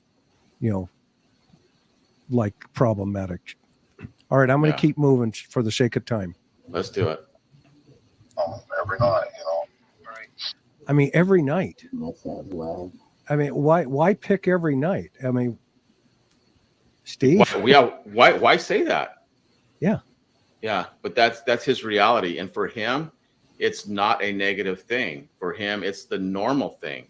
And speaking of normal, he does a lot of that. He normalizes a lot within his language, and is, in fact, we're going to have that coming up here just in the next sentence or two. He's going to say it was I went to work, just a normal day. When they do that, what that means is they want you to believe that because that is the norm, that nothing else occurred that was not normal for every other day, or that it was a normal circumstance. It's an indication to us that it was anything but the norm. It allows them to withhold what actually was occurring that day by saying it was just a normal day, and people buy it, and you shouldn't buy it. Well, tell me exactly, describe that for me. Describe that in detail. And, that's going to be a different story, because it's not the norm. Okay. Now, if you say describe in detail, and then they start describing in present tense, well, this is what we normally do. No, describe what you did that day, past tense. And that's what we're looking for with him being psychologically in the statement. And so anyway, that's another lesson, another time, but he's going to normalize a lot of things here. Okay. And what I've also found interesting, Steve, the correlation when I asked his stepsister, how often would this happen? Her answer, every night. Oh my gosh. Every night. Yeah. Okay. Every night. That's his victimology. That's who he is. Yep. And it's playing out here. Yep. Okay. Here we go. But I just went to work, normal day. Luckily, I guess that a couple of guys I talked to that day, and the big boss that sent me that day knows where I was. And it wasn't 30 minutes, 40 minutes after Jamie left. We sit there and talk for 30 minutes, just sit there and talk, Now, But after he left, okay. Jamie's he's another finisher that was working out here. Got it. So you leave the house. What car do you take that day? I forget. I had the Subaru that day. Okay. Yeah. Well, why didn't you take your truck that day? People are going to ask. Well, because the car was just sitting there, and I'm paying these payments, $600 a month plus the insurance, and it's just sitting there. And I thought, well, I might as well get some use out of it. And I threw all my tools in there and started driving. Okay, I'm sorry, you guys. I just want to point something out real quick. He went from asking about the day, and he didn't say a whole lot about the morning. Like Chris said, well, Candace said she put Summer in her bathing suit, but he went from not really going into a lot of detail about that straight to his alibi. Okay, he went straight into his alibi after having a normal morning, normal day. I've been for a little while, just because, Yeah. Chris, mainly product. that just doesn't fly. Like I said, if you've ever done drywall work, that is a messy job, and there's that drywall dust and the mud is just, it's everywhere. And you Yeah. don't take a brand new car. Well, I'll give them the benefit of the doubt on that side, and here's the reason why. Okay, hypothetically, if this is an alibi, of course people are going to see him. Okay, they're going to say, dude, what are you doing here at work? Because what's interesting is he talks about it towards the end of the day when he runs into Jamie, his coworker. Okay? Yeah, and they sat there chatting it up, and at some point his boss comes over. Well, I don't think his boss, he's the team lead on this drywall crew. So either he went to where his boss was, or his boss came to him and just, accidentally ran into him, or something was, the universe on schedule here. But right. What if maybe they seen Don come back? Anybody ever think of that? What if those co-workers seen him coming back from, who knows? Could have been driving trucker's vehicle to go get some parts. Go get whatever. And then he came back. And that's when people was having maybe conversation with him. And so he could talk about that conversation. He didn't have to add anything before that, except for he was working. And I hope you guys see kind of my little theory in play here. But I love everybody else's theories and opinions too. If we all thought the exact same way, it would be a dull, dull world. So, and I also am going to say, I know I'm not great at doing this, and when I have time, I'm going to sit down and learn how to do it all. But these are just some important things that I wanted to put out there. So, sorry for not being good at it. So I'm not going to, personally, I mean, I hear where you're going and I agree with you. Okay. But I'm just kind of thinking outside of the box, another step, which, obviously you and I do quite effectively here. Right. But what if the dastardly deed has already occurred, and, back to that theory, and it's just a theory, the cell pings, I think you and I would both agree, are going to tie this together pretty rapidly. Yes, they will. Yeah. And so go ahead. I think that I'm right along those same lines with you, that there's a reason that he took that car. I'm just saying the reason that he's giving, because it's just sitting there and he's paying $600 a month plus insurance. That's not a good point. reason. There's another reason for it. It's ultra sensitive to him, and he has to explain why he's doing that. And he's right on the money. He's alibi building by talking to Jamie. And luckily, he says, luckily, there's the LY word. I guess a couple of guys I talked to that day, and the big boss seen me that day. Okay, another question I have as far as the Subaru. If he got Candace the Subaru, and Jose kind of, put it out there that he thought the Subaru was gotten because of the incident and her dropping the restraining order, right? So Jose put that out there in the universe. And why wouldn't Candace drive that to the hospital and him take his white truck? Why all of a sudden on that day he decided to use a brand new vehicle that had OnStar in it, supposedly? He could have had OnStar. He couldn't have had OnStar. We really don't know. He says he did. Okay. So you kind of see where I'm going with that. Why wouldn't she have taken the new Subaru to take Grandma Harrow to the hospital instead of that Subaru? Why of all those days? Knows where I was.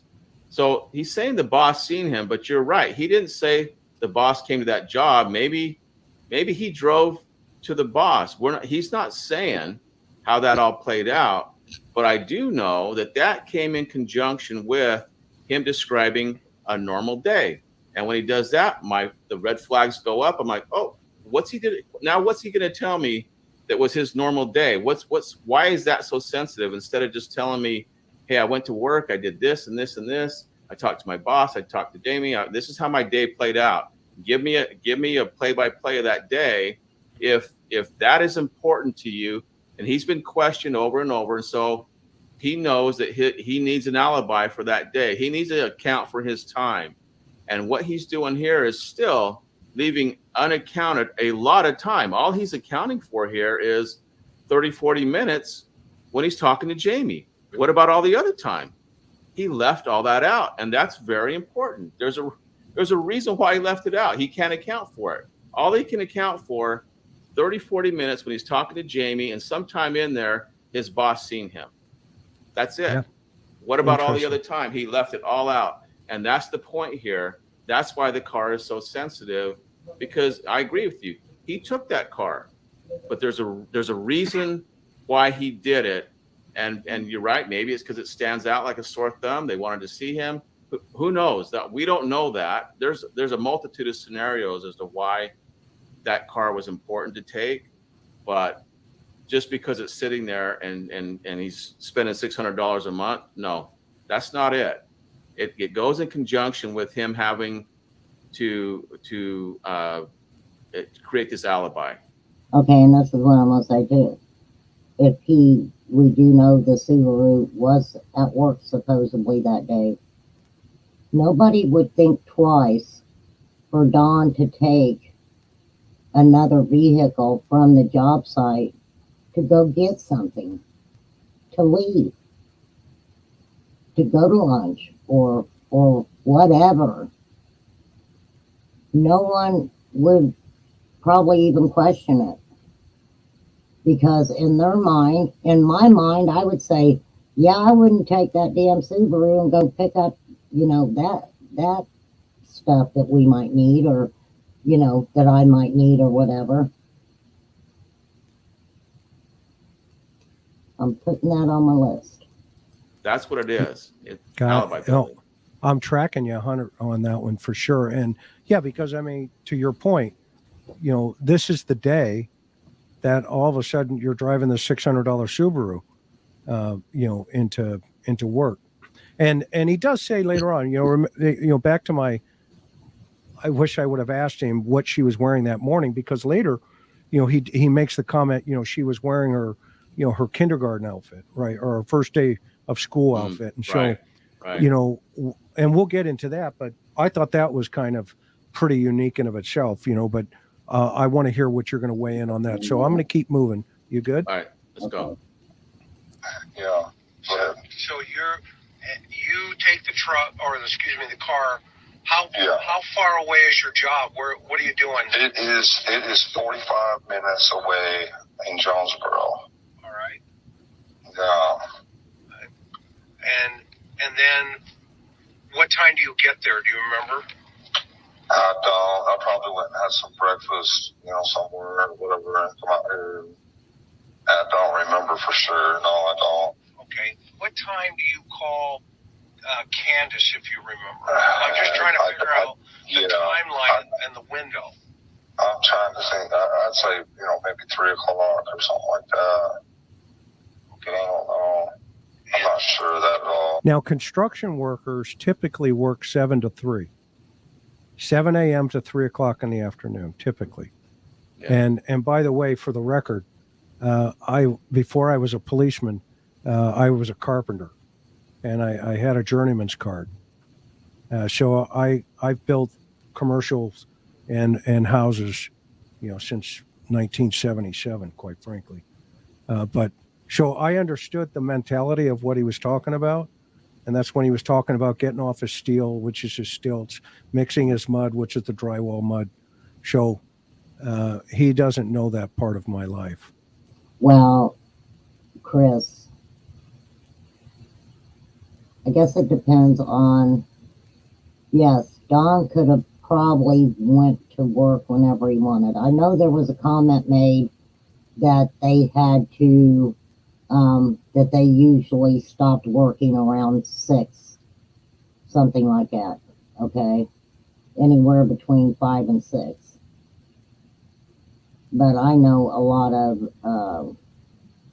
people that when they do go to work, it's usually from like 8 to 4 or something like that. But yes, if the type of job that Don had, I could see him being able to go in early and leave later.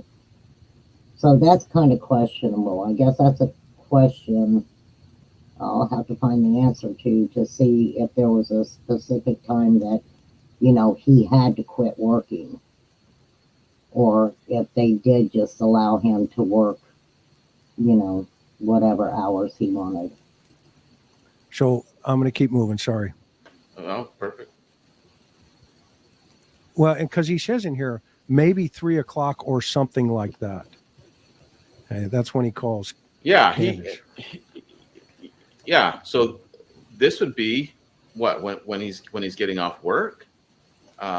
It's something like that, and I could see that happening. It's he could call Candace on a break or something, but you're right. 3 o'clock is typically the time they would get off, and it depends on, I guess, the job that his relationship with his boss or the setup that they have. If he can work as late as he wants, to get a job done or something, I don't know, but I do know that he is not accounting for his time that day, and he's it's possible he doesn't remember the time, but there's something significant about the time because he really goes into that. I think he did it earlier when he's talking about the time that he arrived at the house, and he just goes on and on about this timing thing and how the police have it wrong, and he was the first one there and he beat the police there, and that's not true. He didn't beat the police there, but so this timing thing for him is key, and typically when they See, he couldn't remember exactly when he got to work. If you go back and listen, he couldn't really give you an exact time he got to work. And if he did say go to lunch or call Candace at 3 or a little after 3, and she was closer, if somehow they were closer to each other throughout him supposedly on lunch or whatever, we don't know that they didn't meet up somewhere, because if you remember, she took H home between 2 and 3 o'clock, 2 and 2:30. I'm sorry, 2 and 2:30. So I'm gonna go through this for a few more minutes, and then I'm gonna come over and so we can talk about some of it. Okay. They start employing this extra emphasis on the timing. It's because it's key for the story to work, to play out. Just like the dogs having to be gone, that's key for the story. And so, anyway, timing is always an issue. Unless she's doing piecework or something, right, where they're paying him by the job. He could work later, or he could work earlier. Or those guys can even work late into the evening, But typically, it's a 7 to 3 kind of game. Yeah. So, all right, I'm going to keep moving. Keep going. And where was she when you called her? Do you know? So I think she said she was either at Walgreens or headed to the lake, or I can't remember. But that's why I thought, well, I might as well just stay and work because, that's just what I do. But, yeah. Emphasis. So when you got the call, what was the first thing that came to your mind?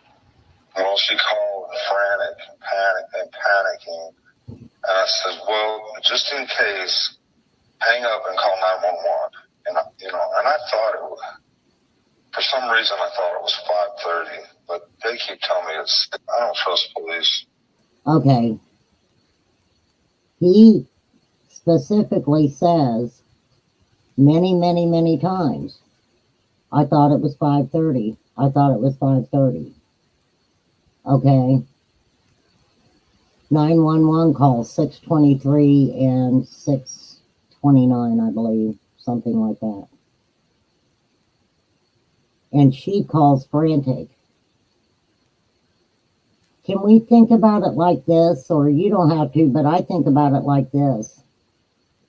If Candace left, Summer was home by herself, and Dawn did go home within that time, Candace wouldn't know. She wouldn't know where Summer was.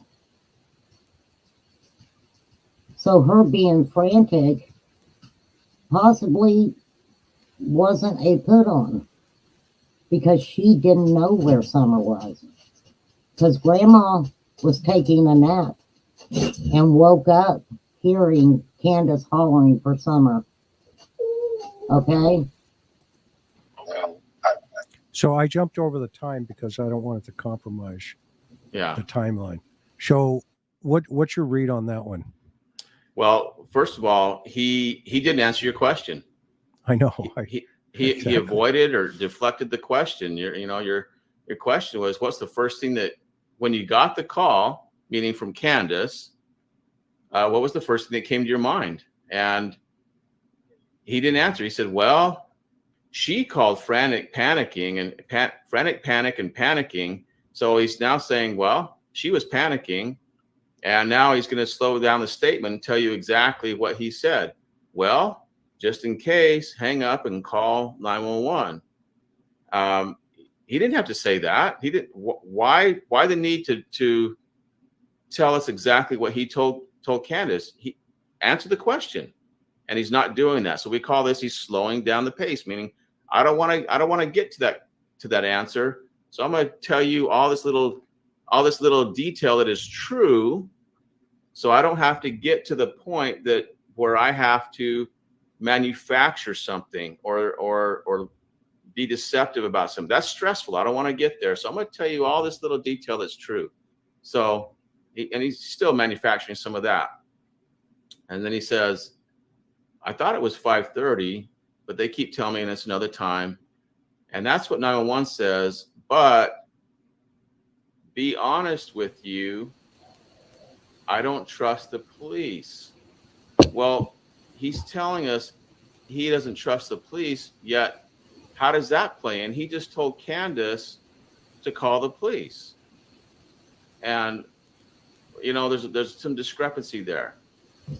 And then look what happened. Oh, go on, because that's as far as we got. So there's more here. Hello, Wing.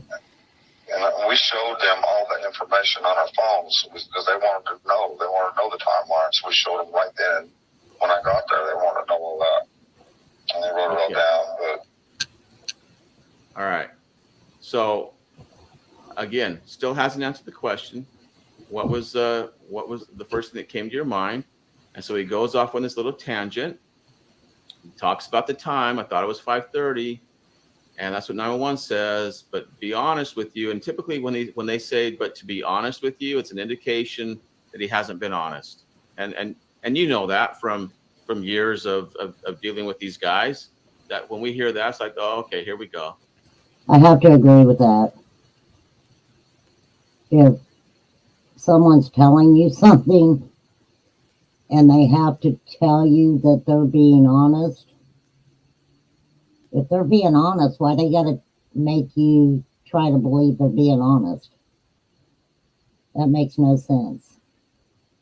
I'm gonna do about maybe 10 minutes more of this, and I'll find a good place to stop it. So what haven't you been honest about? And he says, this came out of the blue, Chris.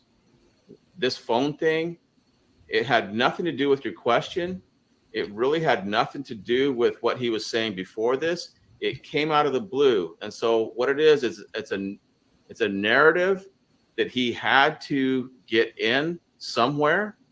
He had to get it in. And it's just like, let me just throw this in because this is something I really want you to know. And it's okay if it's contextual and helps us find Summer. I'm not so sure that this is. He says, we showed them all the information on our phones.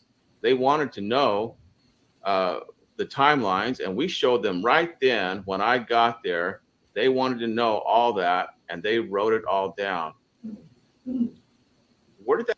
Okay, now there's been so much talk about the phones. Supposedly, law enforcement took all the information off of their phones from 3:30 on. I believe he said 3:30 on, 3:30 on. Okay. Then you have Candace out at the lake saying she's got a phone at home that shows Hunter's TikToks on there because Hunter said he didn't do TikToks. So there's that phone. Then Don has a phone. I don't know if it, I'm sure he didn't say law enforcement actually took the phone. So at that time. So there was a phone that supposedly Don took with him when he was going to jail. Tim Mullins got that phone and downloaded what he said were only pictures. But we really don't know what he downloaded on that. Now, I don't like to say creators' names, but I'm going to say this one because the content is on his channel. Benny Keys actually talked to Tim Mullins about that phone and the importance of turning it over to law enforcement. Supposedly, when Tim Mullins gave the phone back to Candace, it was in a plastic bag, which is weird. Because if somebody handed me a phone, I wouldn't download anything off of it. I'd probably lay it to the side and, next time he went out there or something, just handed it right to Candace. Why put it in a bag? I don't, I know Tim Mullins is weird, but why would you put that in a bag? And Benny does have the phone call where he was on the phone with Tim Mullins at the time. In a conversation that he also had with Tim Mullins said, well, let's just let it play out or something like that. Okay? Why would he say that? Let's just wait and see how it plays out or let it play itself out or something. Well, what's that even mean, Tim Mullins? Where did that come from? That tells me that what is on their phones is uber sensitive. Yeah, critical. Yeah. And not only that, he says, when I got there, I thought he was the first one there. That's true. And he contradicted himself again. So he just said, I wasn't, he just told you, very good, that he wasn't the first one there. Yeah. Okay. Please write that down or remember it in your head. Because Don basically just said what they said he said. And it's a big, big red flag right there, okay? 1 minute, he wasn't sure if law enforcement was there or not. And the next minute, they're not letting him off the hill. If you listen to the way Don talks, like when he talked about coming down to the shed, the way that he talks, I went down, okay? Those are words to listen for when he's talking about getting home, going to the shed and going up on the hill and things like that. And that conversation, and I'll find it and play it for you guys. His wording was, he went down or he came up. He doesn't say, I just drove straight to the shed. It was, I drove down to the shed. And that's not word for word verbatim, but that was his verbiage. And I paid extra attention to that.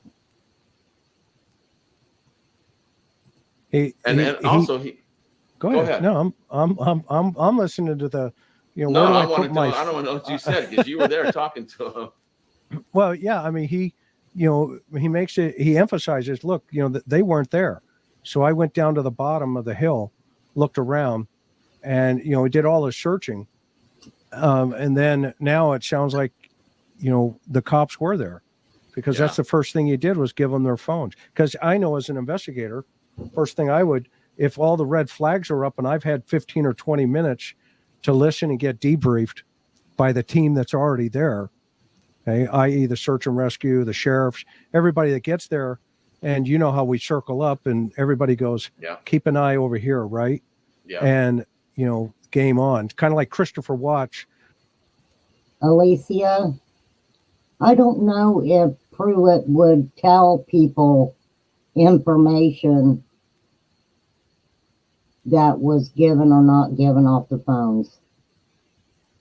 I find it strange that Pruitt would say that, that they didn't get any information off the phones. And law enforcement can lie. They're allowed to. When the body camera, the cop just stood there and let him do his thing. Yeah, okay. Beautiful. Well, yeah, it was. So this is the same principle. And so when he said that, he said, look, I was furious because I was the first one there. I beat everybody. I beat the cops. I beat the search and rescue. Yeah. So basically what he said was, it was me, Candace, Grandma, and the kids all searching for the baby. Well, you and I both know the moment that 911 call came in, and it's online, those guys did such a fantastic job of immediately putting into play all of the resources before even going on scene, just in case. Because you and I both know you get 3 hours, okay, for a missing child. And these guys, I think he's one of the guys, I can't remember what the call sign or what the signal sign was, but I think it was like something like 302. And then maybe that went back to the watch commander or to the lieutenant or whoever, the sheriff even, for him to say, look, let's get this thing moving. This is a missing 5-year-old. Okay. Excuse me. I'm going to stop that right there, you guys. And I'll do a part 2 to it, because I want to get to some of what y'all are saying. Okay. Alicia said, Pruitt said their phone showed absolutely nothing when he did his news interviews. I think Candace and Don and Grandis gave the cops either old or blank burner phones. I don't think they gave police theirs. Now, one thing I'll say about that, they knew that it was Grandis's phone that supposedly called 911. Candace was on her phone with Dawn through Messenger, I think, or whatever. And she couldn't call 911 from her phone. Now, that's the thing about that. I think all phones can call 911, right? I'm naive on phone things, so Alicia says actual phones. Well, obviously, whatever phones they gave them, Dawn is saying that they took information after 3 or 3:30 and deleted it off their phones. So I'm sure that the phones that they gave to law enforcement would have made sure that on those phones were 911 calls. I wouldn't think that they would just take phones that and realize later, well, those phones didn't even have the 911 calls. So I would seem to think that if they wrote the information or whatever down, that you know, he would be because that is why they have nothing to go. Oh well, Lisa, you're fine. I mean,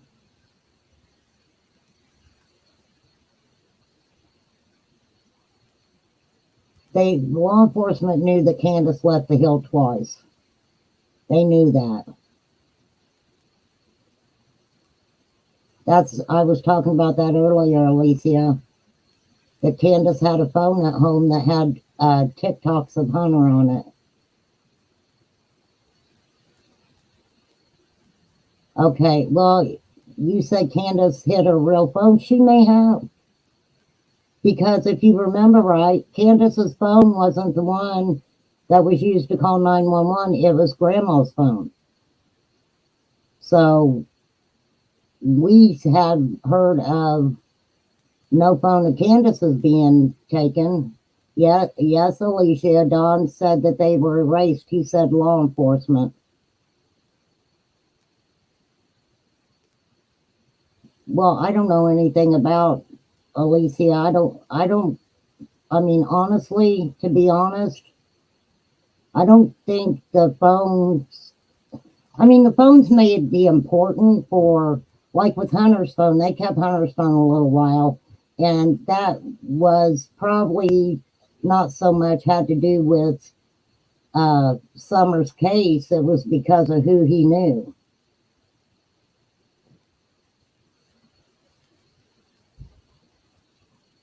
Okay, well, Don gave them blank phones. Alicia says Don is saying that because they gave them blank phones. And that's fine. I really personally, I think the phones would have said, who they were in contact with and different things like that. But I don't know. I wasn't there. I don't know. So they could have gave them blank phones. I have not a clue. I think what's more important to me is the timeline.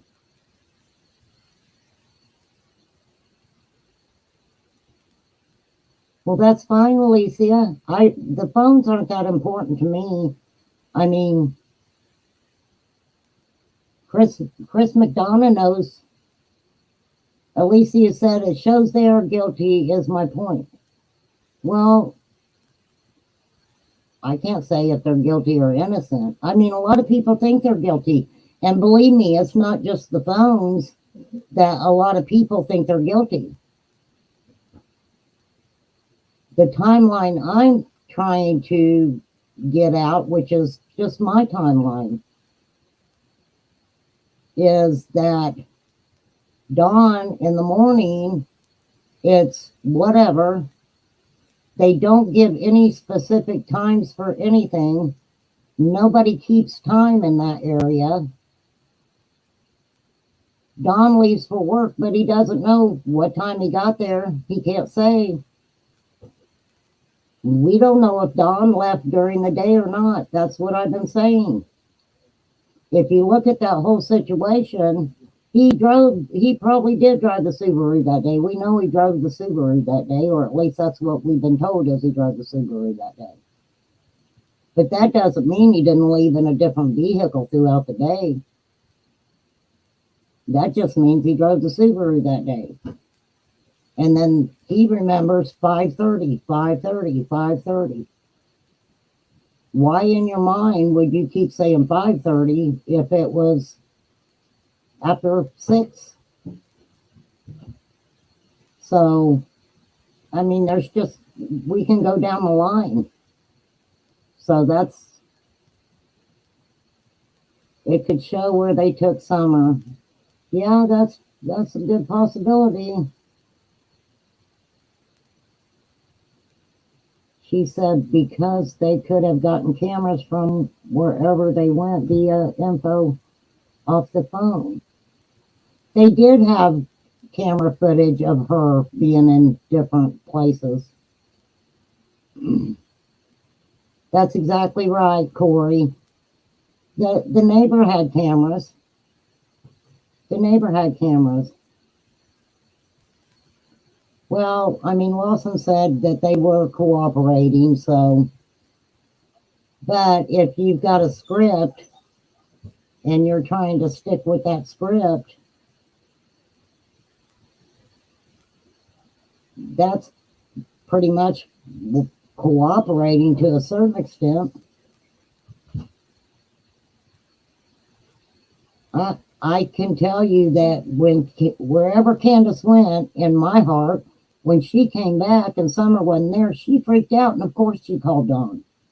Of course she called Dawn. But when you're getting like asking for times or something like that, and the person's going, "Oh yeah, I don't know, whatever," you know, how are you going to get any specific answer or timeline out of that?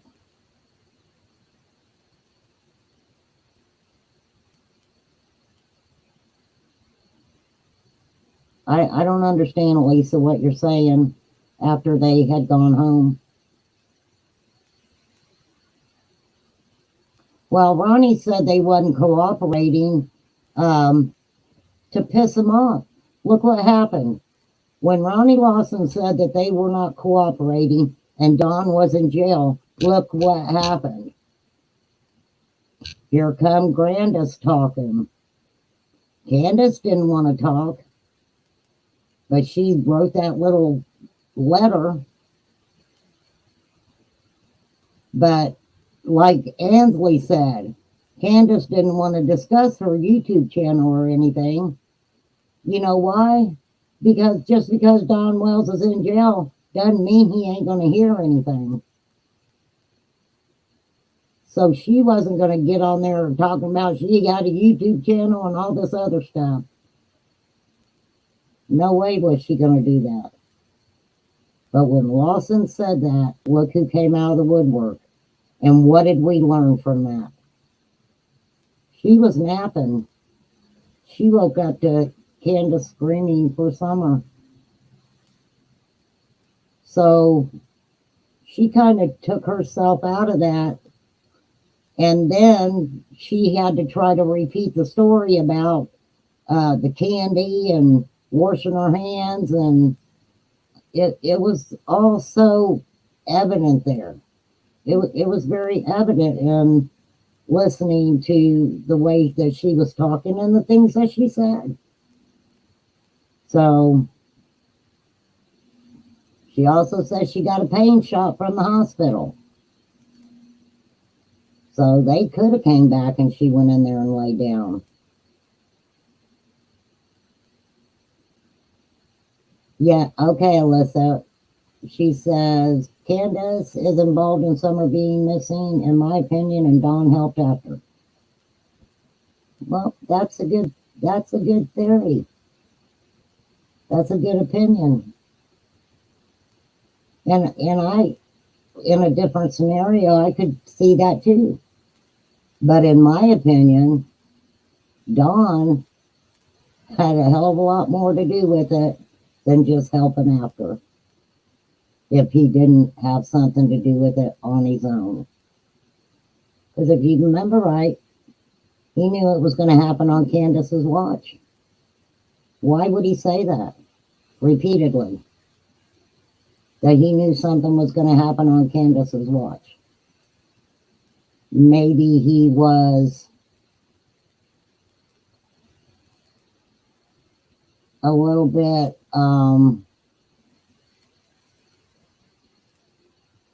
that it's just that statement means a lot to me. That statement means a lot to me. That he knew something was going to happen on Candace's watch. So I don't know if that would be something I would think of in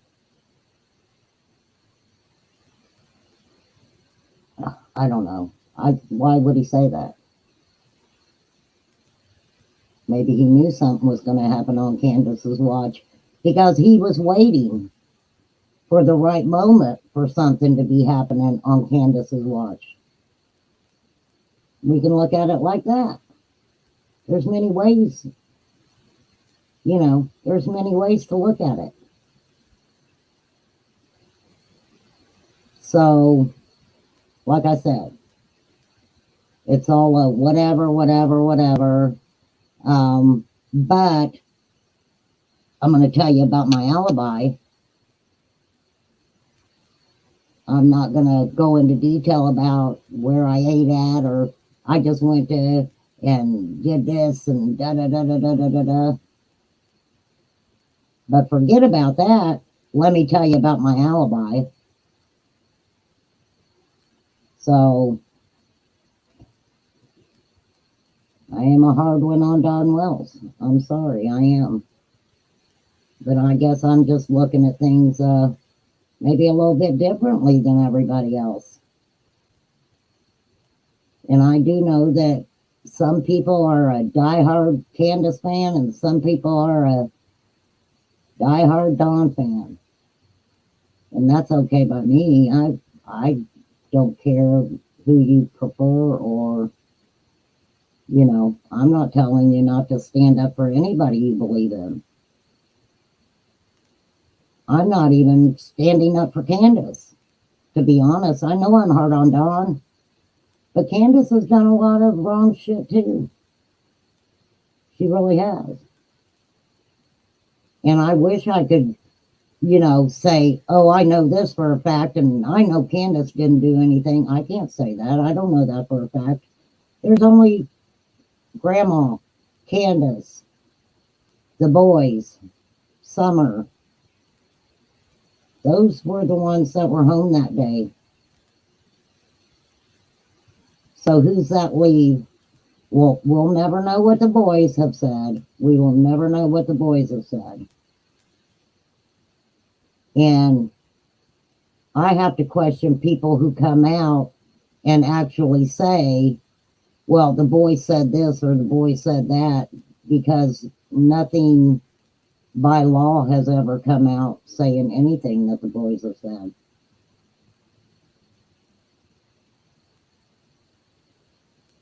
Yeah, Elisa, I know about the technology where they can check a vicinity and track everybody's phone and know who was in and out of there.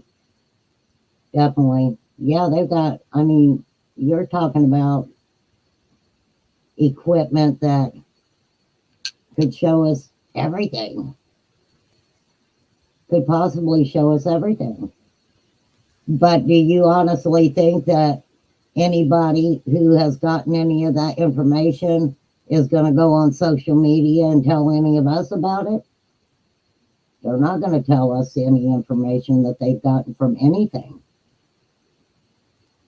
So for June 15th, it'll be 2 years that we've all just sat here and went over every theory and everybody's opinions, and it's gone on and on and on, and it's great. You can learn something from everybody. Everybody has something that you can learn from. Whether it be about Summer's case or maybe how to do things a little bit different with your channel. It's all out there for everybody. But they're not going to tell us. Well, if they testify in a trial, peas in a pod, and I would hope that if the boys were still minors, we might know what they said, but they won't show their face or anything. Even if, you have to look at the courts. If it goes through a juvenile court, then no, we'll never know. But sometimes these cases take a long time Sometimes these cases take a long time. Elisa said Tennessee's closed record state. They will probably steal any of that testimony. Well, things have changed. I mean, who knows? I guess we'll cross that bridge when we come to it. Yeah, Corey. Don has put himself at home so many times, but after he'll say something that where he knows he messed up, he'll go right back into something, and then throughout the conversation, oh yeah, I misspoke, or this or that. I mean, I don't know. Yeah, I was just putting my thoughts out there. I'm gonna end that here because it's been 2 hours. But it's all very interesting. I mean, you have to look at at everything that we just went over. I do know that it got a little graphic, and I apologize for that. Trigger warnings were definitely there because and honestly, if Dawn and Candace are not guilty, a lot of people owe them apologies. But one thing I am going to say, a lot of the chaotic stuff happened on social media because of their actions. People thought it was, it was just the big thing, especially at the beginning, to get Dawn on panel drunk and messed up and, taking shits and pissing and elbowing Candace in the mouth. And, that was a big thing for people. And after he got out of jail, I was hoping that wouldn't happen. But it didn't take him long to fall right back into it. And I can tell you this too. Some of them flipping YouTubers would say, well, you really shouldn't be on here. Do you think any of them told him, you're not coming on my channel? I think I heard one person tell Don he didn't want him on his channel, and that was Benny Keys. Exactly. I'm saying. Dawn shouldn't have got back on social media, and neither should have Candace, because I'm not going to say Candace is doing bad now, but she was looking good. She was clean and sober, as far as I know. I mean, I don't know personally. I wasn't with her, but just the way that she looked and things, she looked like she was getting pretty healthy. And then here comes Dawn back. Then Dawn says, we can't talk to the boys anymore, or Candace can't talk to the boys anymore because she called the boys and the foster parents said that she sounded intoxicated. He said it was because of a stroke or something, stroke. I know she had heart problems, but stroke thing, right? But then if you listen to Candace on these panels, is that how she sounds? Didn't sound like that to me.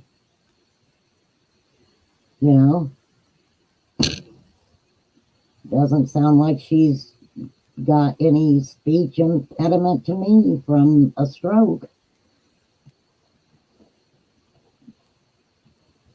But I can't say if they're guilty or innocent.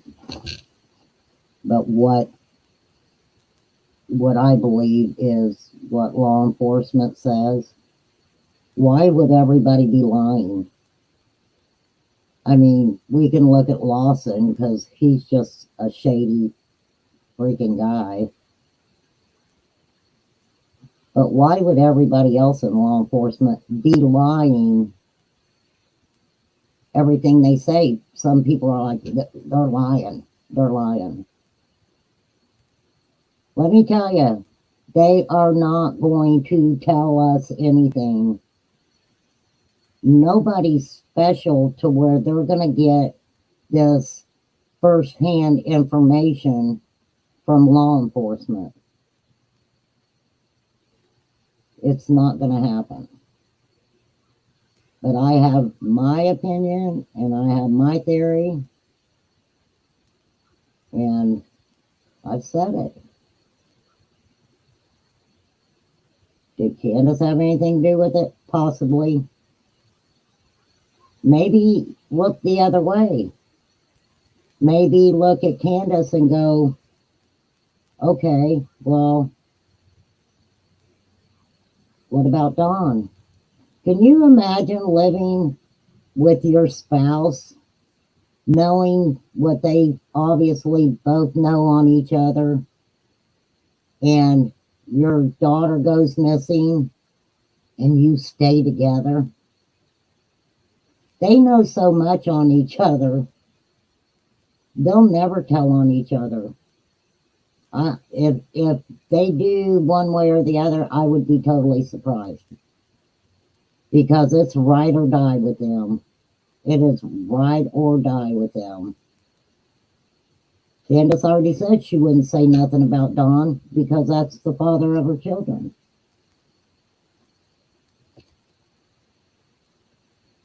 Ernie Shell had talked to Candace, and Candace had actually said she didn't trust Don.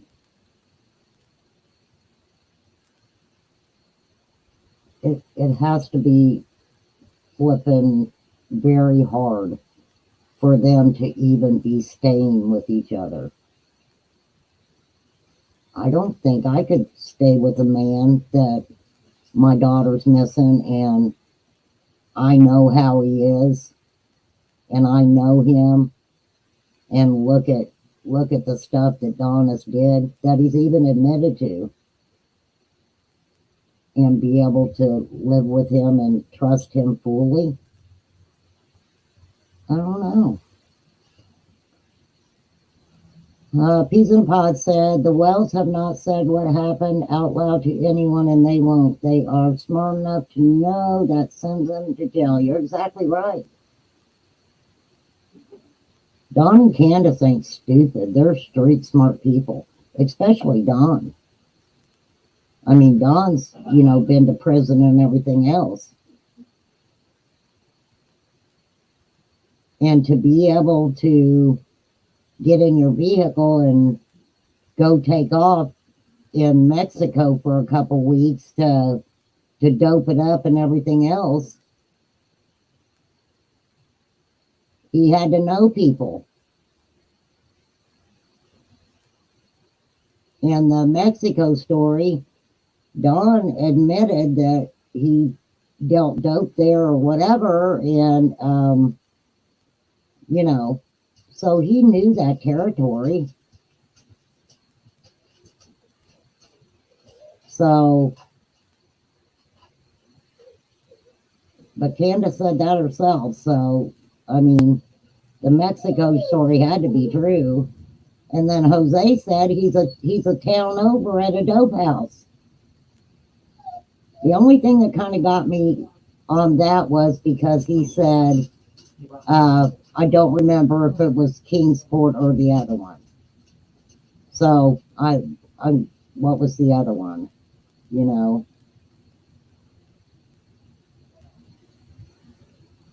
Well, he said Candace also said she won't go to law enforcement to get updates because she knows she won't be going home. She say that on the critters thing. Well, Candace is Candace. I mean, come on, she got thrown out of Walmart. I think sometimes Candace says things and they don't come out right. But I'm not going to defend her either. Because I just feel that it's about Summer. It's not about them. Even though we have to talk about them and kind of show them for what they are. Because if Dawn and Candace wouldn't have come on social media and acted the way that they did, we wouldn't have seen this. We wouldn't have known. I mean, even if Chris McDonough would have did his walkthrough, talking to Candace and showing the house, we could have said, oh yeah, she was a hoarder, or yeah, the house was dirty. I mean, even the fact of having to shave the heads because of the lice. None of that would have been a big deal. We wouldn't have thought twice about that. There's many a hoarders. There's many a women that's got 4 kids of different ages that are running around like crazy and don't keep their house clean. There's plenty of children who bring lice home or have lice. And sometimes it's uncontrollable and hard to get a grip on. That stuff doesn't bother me. Never did. It's how they came on YouTube drunk, their actions, what they showed of themselves, and the things that Dawn has said. Because Dawn's talked a hell of a lot more than Candace has. So, a lot of their life, you can say, is pretty much normal for some people.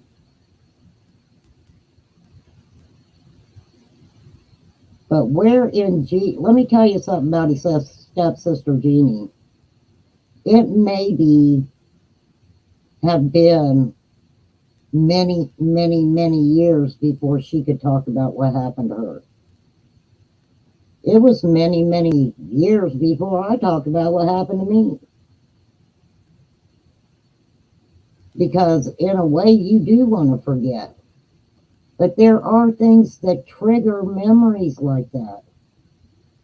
And with Summer being the age that Jeannie was when that stuff started occurring, would you have went to law enforcement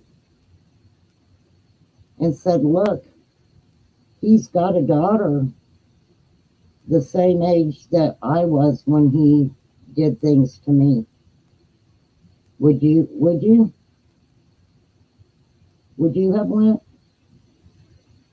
If that was your stepbrother or any relative that had hurt you at that young of an age and you really never spoke about it, and then you hear about this little girl missing, and that's the little girl's dad?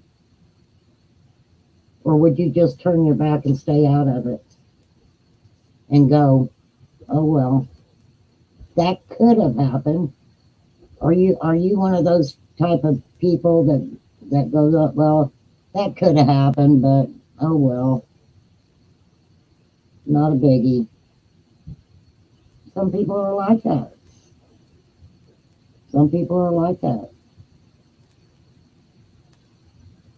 But I know what happened to me, and I would have told law enforcement. I would have. Corey, Candace does sound fine on panel, doesn't she? She doesn't sound like she had a stroke. I do know that many strokes will kind of, maybe your arm or a leg. You don't necessarily, if you've had a mini stroke, lose your speech. But if you do, and you don't like completely lose it all the way, then over time you can get yourself back to where you're, talking normally. But the way Dawn talked about was like she just, that she couldn't talk to the boys because of that, but then she's talking fine. So they are definitely guilty of stuff or whatever. Well, Alicia, I do know that the first, not that, I don't think it was the first interview Candace did. When Candace did her interview, yes, she did have Bell's palsy. She did have Bell's palsy, and you could tell because one side of her face was drooping down. So,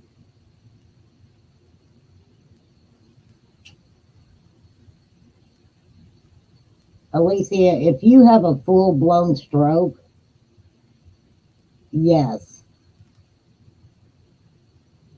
you can have a mini stroke and not know it. You can have many, many, many strokes and not know it until you get a really big one. A lot of people have many strokes. They don't even know they had it, so they haven't went to the doctor or anything. So, but we do know Candace had heart problems. We do know that. I thought it was weird the one picture she took in the bed though, because she had her clothes on. I didn't even see her with a gown on, if I'm remembering right. See, a lot of times, and maybe I'm really bad at this, but there's just so much that I just don't find relevant. Like the questioning whether it was the hospital or a med check. I don't, that's just not relevant to me because she was at the hospital, obviously, from what's being told, and I'm sure law enforcement's found out she was at the hospital or whatever. Yeah, Alicia, Candace was born in Texas, and that's why they moved to Wisconsin because she had a hole in her heart.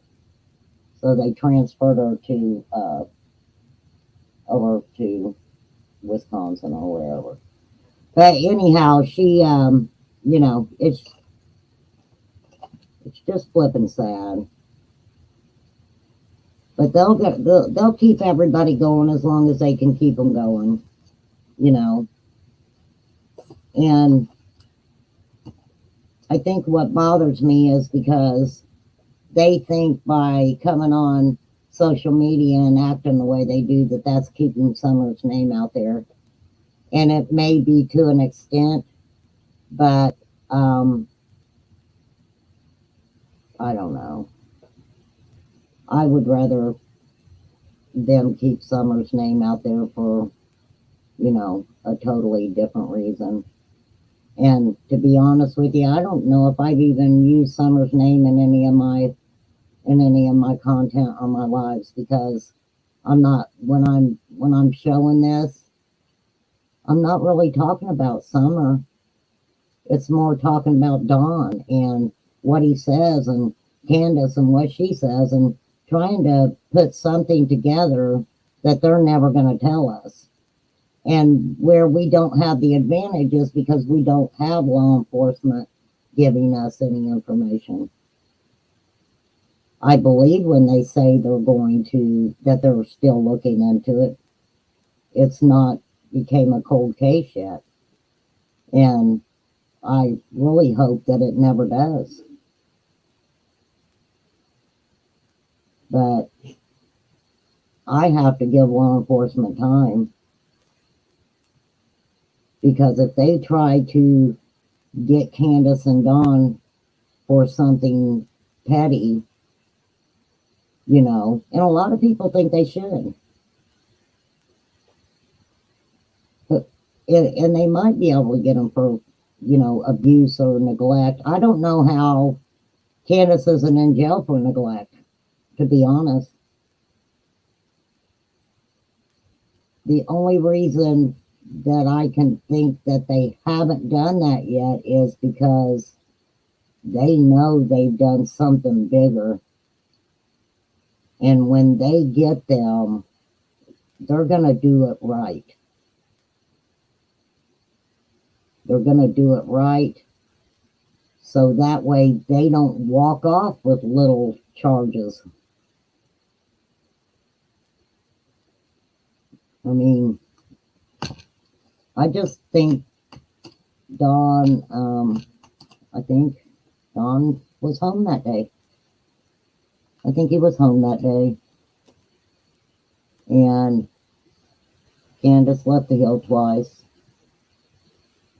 And if Don was home the second time or first time or whatever. But I'm still putting my theory together, so yes, Corey, it is about summer. It is about summer. Let me find my banner. Let's get summer home. I mean, come on, Dawn. You got to give us something. Well, I know the house was messy, Corey, but you have to remember they come in there and tore that house apart like 7 times. So when we got to see it after when Chris McDonough showed it to us, that house had pretty much been tore apart quite a few times by law enforcement. And that's a question too everybody should be asking. What made law enforcement go back and look in that house that many times? What made them keep going back? They were looking for something.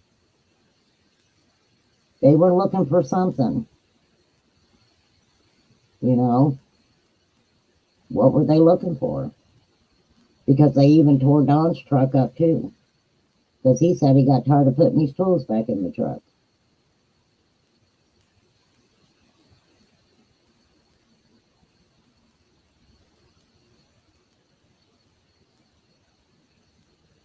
All right. Alicia says Candace did not give police a real phone.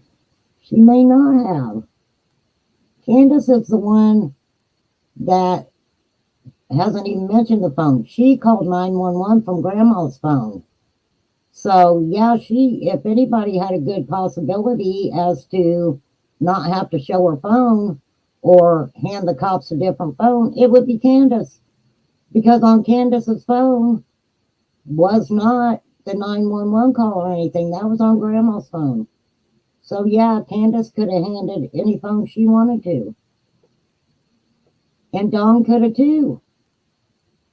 All they had to do was call 911 from certain phones and took different phones out and handed it right to law enforcement. That's what I've been saying. There is something up with the phones. And with the technology they have today, law enforcement will figure it out. It's just that people wanted them to figure it out within the first 2 weeks of summer being gone because everybody in their mind hoped that summer was going to be found by now. So now, I never started from the beginning until I started coming on here because I thought it was important to show things that had been said at the beginning and get the bullshit out of the way. Because there's a story here that is totally different from the script that they have tried to follow since day one. The problem is they've got Dawn as the family spokesperson. Candace and Dawn could have used the victim's advocate from law enforcement to help guide them, interviews, different things like that. They chose not to. So can you look at it like they didn't want to use them because, they thought their voices would carry and they wanted to talk to whoever they wanted to talk to, or, look at it like that? Or did they not want to use law enforcement because they didn't trust law enforcement? So, I mean, there's just been too much. So we just got to get back to basics. You just got to get back to basics and look. Why wouldn't 13 dogs? That's when Chris went up there. So hard telling how many less or more they added, but how do that many dogs go missing the day that Summer goes missing? How much sense does that make? And then you look at Candace saying she had to put the dogs up because of the canines that came up there, canine units. It doesn't make any sense.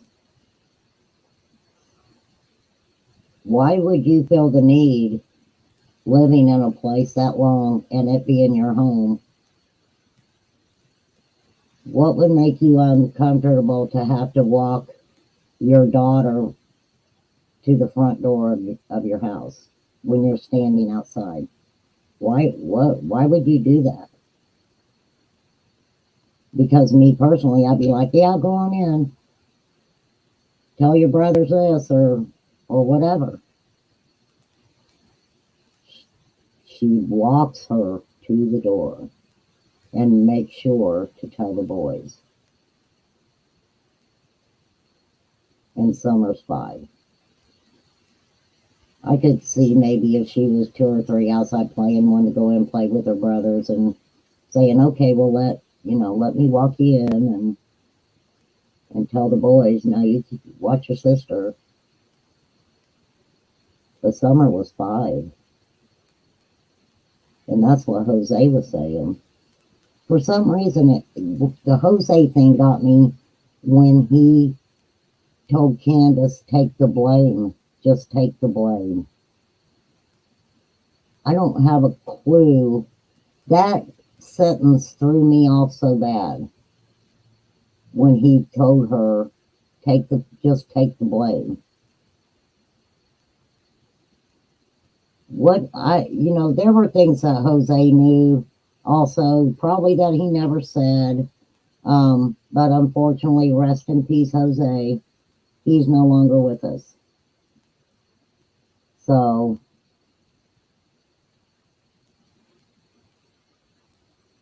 well, yeah, peas in a pod. They had the Suburban too. They had quite a few vehicles up there.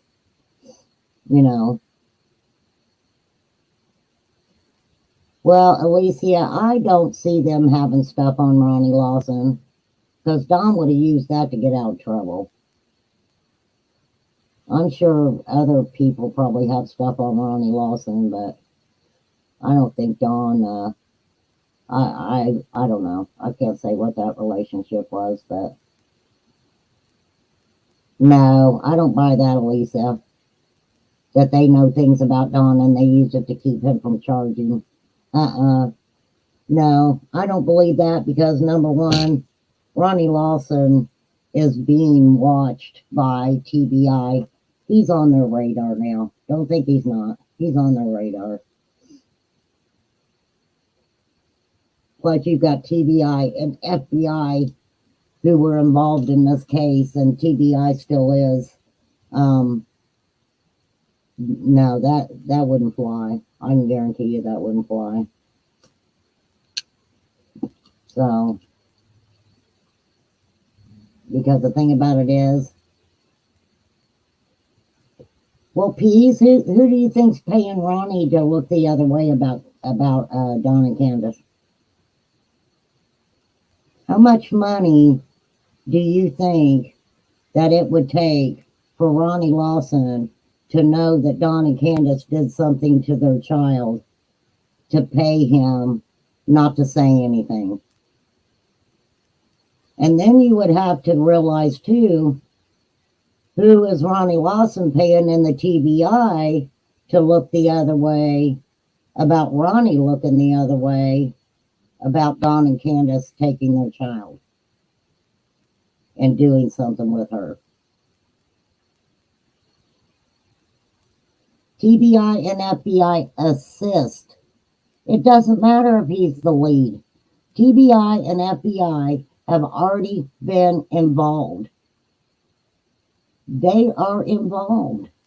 Just because Hawkins is in the lead, all Hawkins County is doing is checking out leads and different things like that. So TBI, you have to look at that word assist.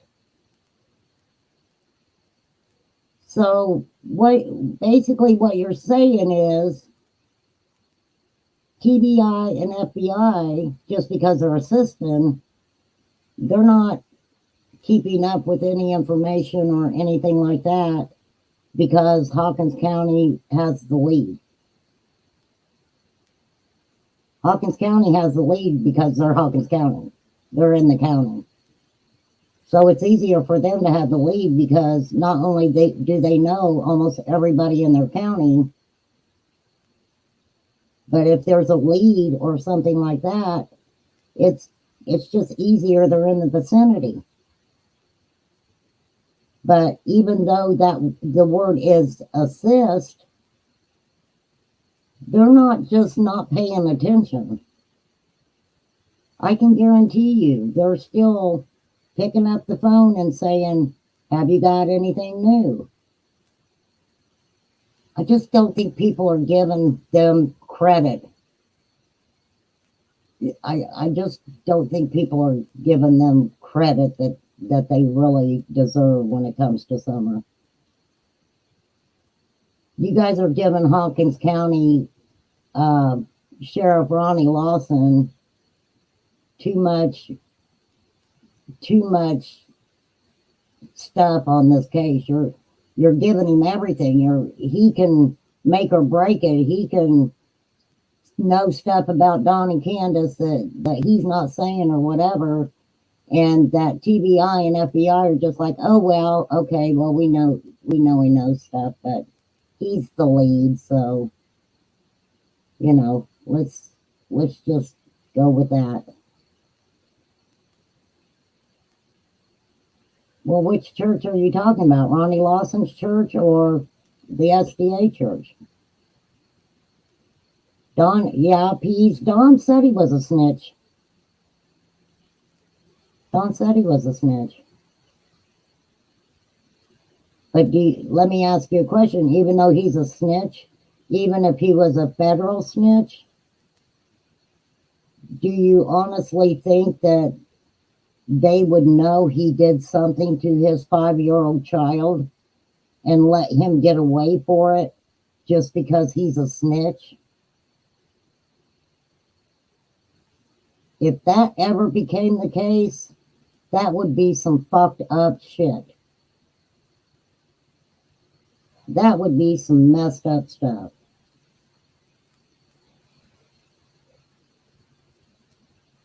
Yeah, Corey, the house was bad. I mean, you're absolutely right. I was just talking about it being hoarded and stuff thrown everywhere. But yeah, when it came down to there's a hole in the floor with messed up steps and stuff like that, and that's how your children have to get down there. Yeah, that's dangerous. That was too dangerous. Dawn would have you believe the boys were taken because I don't think Candace has ever went into detail about why the boys were taken. And if she has, I'm sure it's been something along the line was, well, people were coming up on our property. It was dangerous. Right? Dawn has been the most verbal about the boys being taken and why the boys were being taken.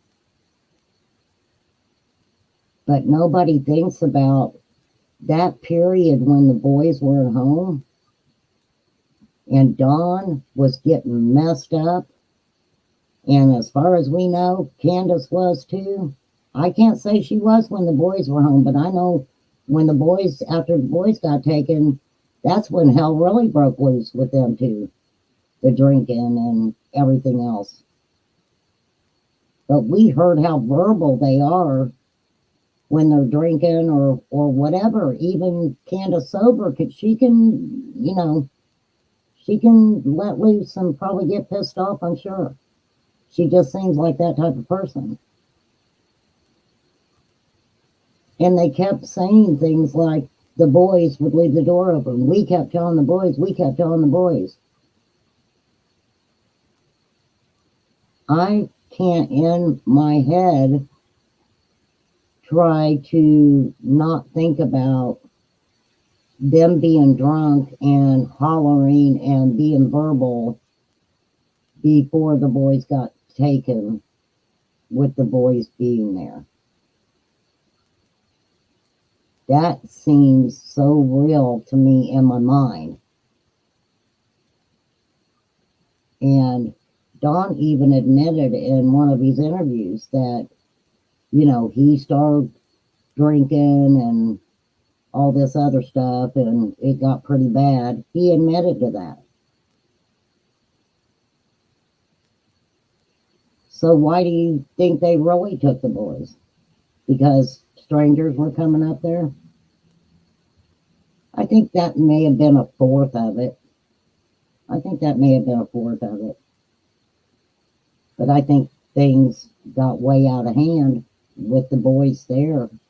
And CPS didn't have a choice but to come in there and take them. Because how many missing children? And I know there's been some really messed up cases where CPS has come in and taken the other children. I think, like with Quentin Simon, didn't, the other kids were taken. But most times a missing child, Monkey Vaughn, CPS didn't come in and take their children. So there's just such a big difference there. But you have to look at the situation too. Monkey Vaughn's parents didn't come on YouTube acting like total freaking idiots, boozing it up and drinking and hooping and hollering and, all this other stuff. They were grieving parents and are still grieving over their missing child. Look at the Quentin Simon. They knew Leilani did that to her son. They knew that. Okay? Her mother knew it. Look what they did. They came on YouTube. A lot of times you could tell they were on some substances. And look at that. Leilani did it. Now look at Dawn and Candace. Out here hooping and hollering and drinking and whatever. I mean, is Candace drinking a lot anymore? I don't think so. I don't know.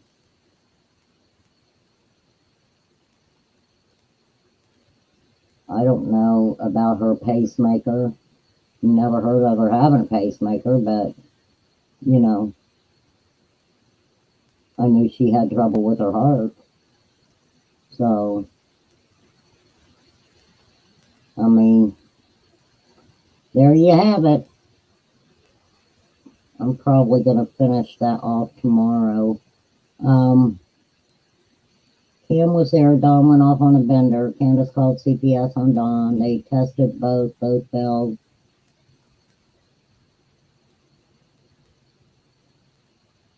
What do you mean Cam was there? So Cam was there, what was it? The boy, let's see, June 15th, the boys were taken sometime in July. So Cam was already out there.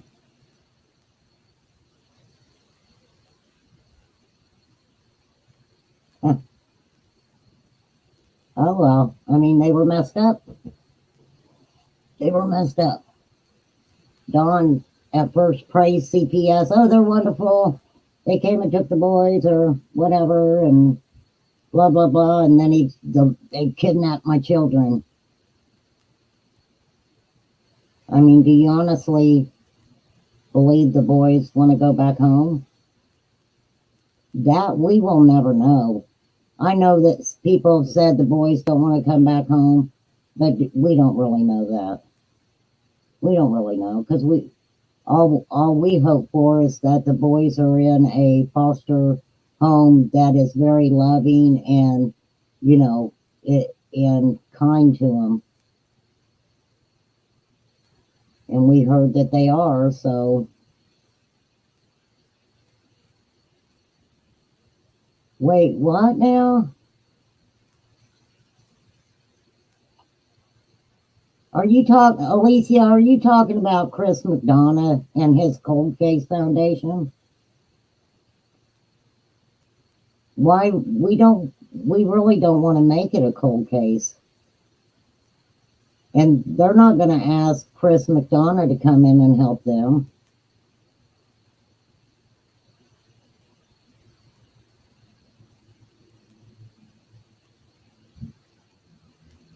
Wait a minute, you guys are losing me.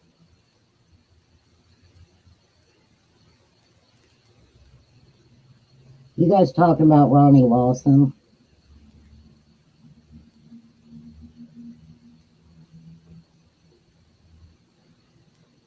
Who's hidden most of the info? What are you guys talking about? Ronnie Lawson hiding shit?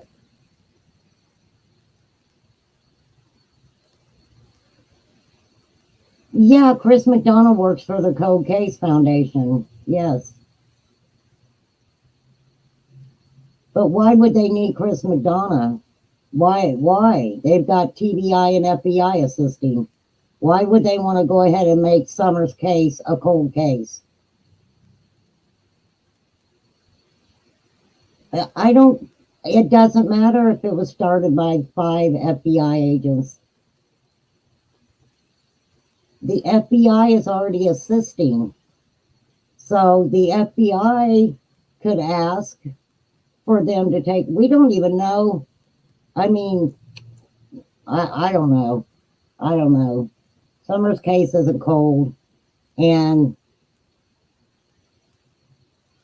if they're FBI agents, why do they need Hawkins County permission? They can take what information is given and figure it out. TBI can give them information if they want to. They don't have to get the information from Hawkins County.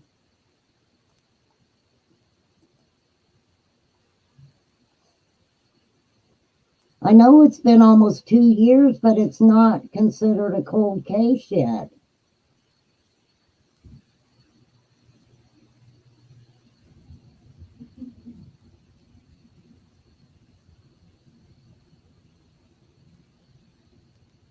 Well, you know what? Maybe we should have protesters go protest Ronnie Lawson getting fired. I didn't see any protesters doing that. All I seen was them going to CPS and Darling Candace's. Oh, they went TBI, but they could only stand out where people came in and out from work. But this is my question, you guys. This is my freaking question.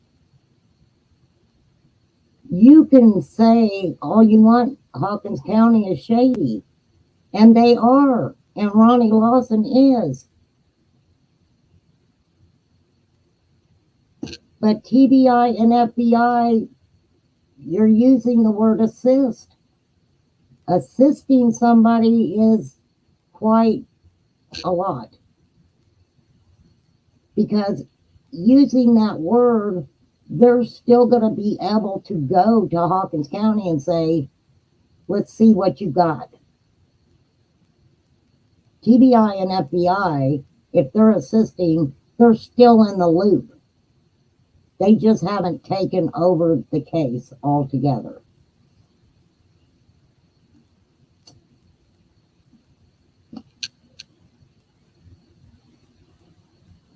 Alicia, it's a cold case. Alicia P says Summer's case is cold. I didn't say it. Alicia said it. If it's cold, then what makes this is the thing.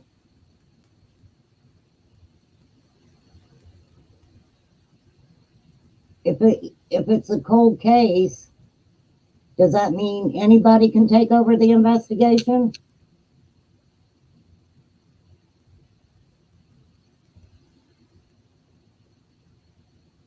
Alicia, how do you know that they haven't seen the entire case? Where is it written by any law enforcement that Hawkins County is not showing them the entire case?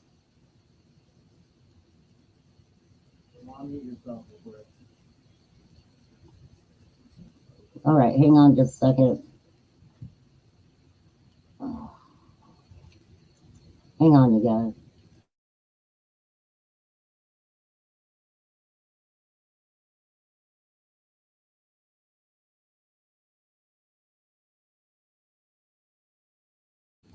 Sorry, my son needed something, but I mean, it does need fresh eyes. It definitely does, but you know, I'm just not gonna not give credit to the TBI and FBI. I just, you know, and especially if we believe that any organization that's on YouTube or social media at all, they're going to let them involved in the case.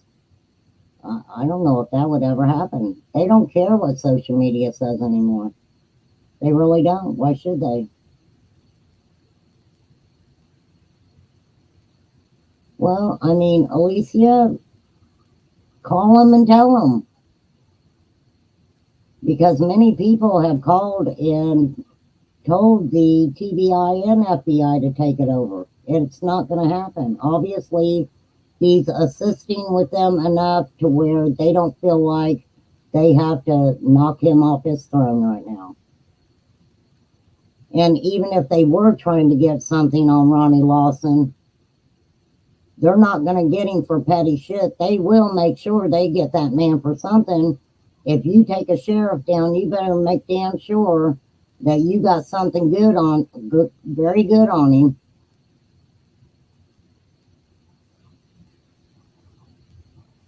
Well, please, not only Ronnie Lawson said he wasn't looking at tips on YouTube, so did the TBI. They didn't want tips from YouTube anymore. It got ridiculous. That's right, Corey. That's right. My mom said something pretty much the same. Corey said, my mama say, if they act like that in public, just imagine how bad it is in private. Yes, yes, yes, yes. But, you know, I know people are going for the Ronnie Lawson and TBI and all that stuff, and that's great. And when the time comes, that, you know, that will all be needed or whatever. But I'm not going there right now. I've been there and done that, believe it or not. I've been here long enough. Been there, did all the Ronnie Lawson stuff or whatever. And I guess what's more important to me right now is figuring out the whodunit. Figuring out the real timeline. What was going on. The discrepancies and all that. Once that's figured out, then you can go with the prosecution and figuring out all that stuff. Because I'm not going to start with Ronnie Lawson. I went there before. I started with Ronnie Lawson once. You better believe I did. Could he have done it to get more money for the county? Look into that. Believe me, there's a story there. The county is a messed up county. You can get into the funds. That county's so messed up that their emergency team, Tim Coop, what was that called? The Churchill Rescue had to start a GoFundMe to try to raise money for an emergency vehicle that was breaking down on them. So you want to talk about a messed up county, a poor county that I believe was made poor by allegedly some higher up people there. So, I mean, yeah, you can look into that. You can look into, oh my gosh, where you go next. But I think as far as summer missing, you have to look at that day, the people that were around, the people who are running their mouth the most. And the main person who runs their mouth the most is Don Wells.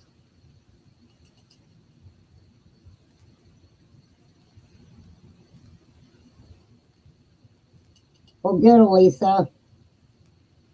I mean, we all think they should be investigated. We all think that, you know, we all think that Hawkins County needs to be investigated, and Ronnie Lawson too. But let me tell you something about Ronnie Lawson's son, okay? Anybody is going to look at that situation and say, you really can't blame Ronnie Lawson for what his son did. Other people are going to say, oh, hell no. Yeah, we can blame Ronnie Lawson because his son's only doing what he was taught. I agree with that. I agree with that too. But then others are going to say, we can't blame him for what his son did. And I kind of have to agree with that too. I mean, there's just, I know that people start thinking a certain way and try to stay in, how should I say this? Try to stay in their lane. Because truly, if I believe something wholeheartedly, I'm going to defend what I believe 100%. I'm going to defend it. I don't care what anybody else says. This is my truth. I believe it. And no matter what anybody else says, I don't need to look at it. But you really can't be that way. You have to look. I always heard there's two sides to every story, and then there's the truth. Okay? We're just kind of looking to try to find out what happened to a 5-year-old girl. Are we getting anything from law enforcement that even helps us a little bit? No. No, they're not telling us anything. They're not going to.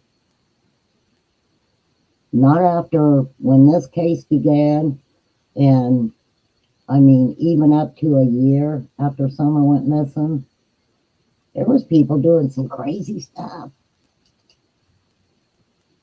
They were calling continuously about a lot of things that TBI, Hawkins County, probably even the FBI thought, all you're doing is wasting our time.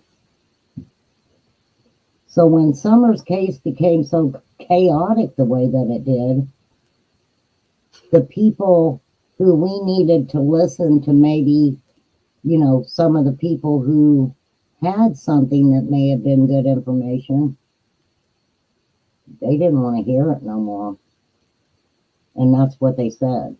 They didn't want to hear what social media had to say anymore. People calling CPS on each other and calling people's jobs and getting them fired and all this other crazy shit. Just crazy stuff. Nobody wanted to be one-upped on what information they were putting out.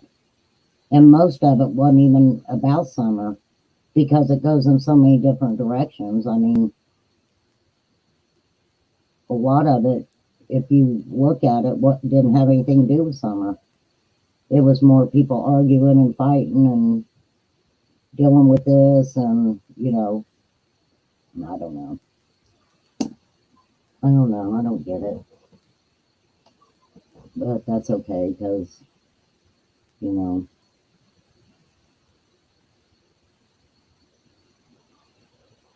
Corey, I haven't heard that it's a cold case at all. I really haven't. But this is what's going to happen. The DA is waiting for CPS to, or basically, and even Pruitt's waiting. CPS case is bleeding over into Summers' case. So that tells you something right there. That tells you that there's some shit going on behind the scenes. The DA's just waiting for them to tell him what charges they are going to file. And it sounds to me like eventually there will be charges filed against Dawn and Candace both probably. But you're talking about boys who go into a strange home that don't know anybody, and then they've got law enforcement who they've been pretty much taught to probably be scared of their whole life, and they're dealing with that. If you remember, the law enforcement showed the boys out playing football with them or something. They are building their trust. That's the way they have to build their trust.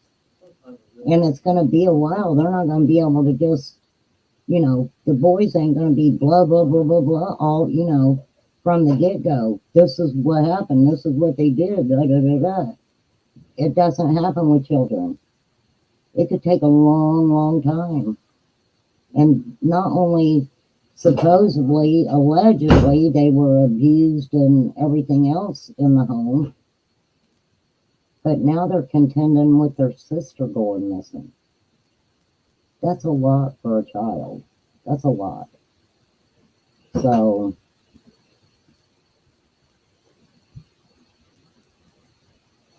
well, Alicia, that's the truth. You're not going to have any leads if only Dawn, Candace, and Grandis know what happened.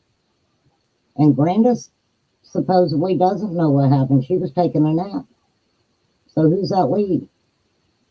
Candace and the boys. I do not believe the boys harmed Summer in any way. I really don't. Just a feeling I have. Even though they were brothers and sisters and probably fought like cats and dogs, I just don't see them watching Summer get hurt or something and not taken right away by the police, especially if it was an accident. Because I think Candace would have known if something happened with the boys that the boys were young enough they wouldn't get in trouble for it. So, all right.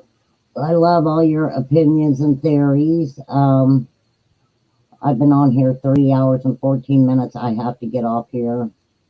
But thanks, guys, for hanging out and listening and you know, listen to it and kind of get your take on it.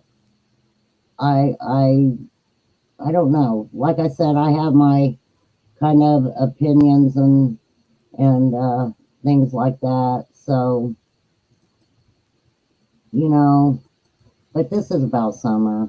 We can look and listen and listen and listen and, you know, at everything. That's why I wanted to go back to the beginning. I want to, after looking at all my notes and stuff, I just realized that there were a lot of things said that I didn't pay a lot of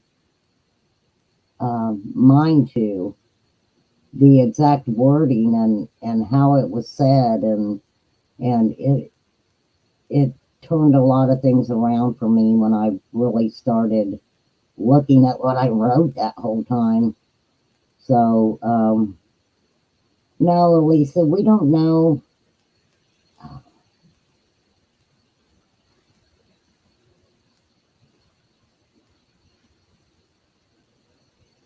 Yeah, okay, Elisa. Always interesting. Alicia P. You're a very interesting person. Corey, I'm glad you popped in. Peas in a pod. I always like seeing you here. Who else did we have? Fried green tomatoes. I've not seen you before. Thanks for popping in. Lisa P. Girl, I'm glad you popped in. You always got a lot to say. And it's all very interesting. And I appreciate your opinions. And I appreciate you guys' theories. I always like for them to be different from mine. So I just wish that we could all snap our fingers and summer be home. But, you know, it's just getting to be too long. Just way too long. You know.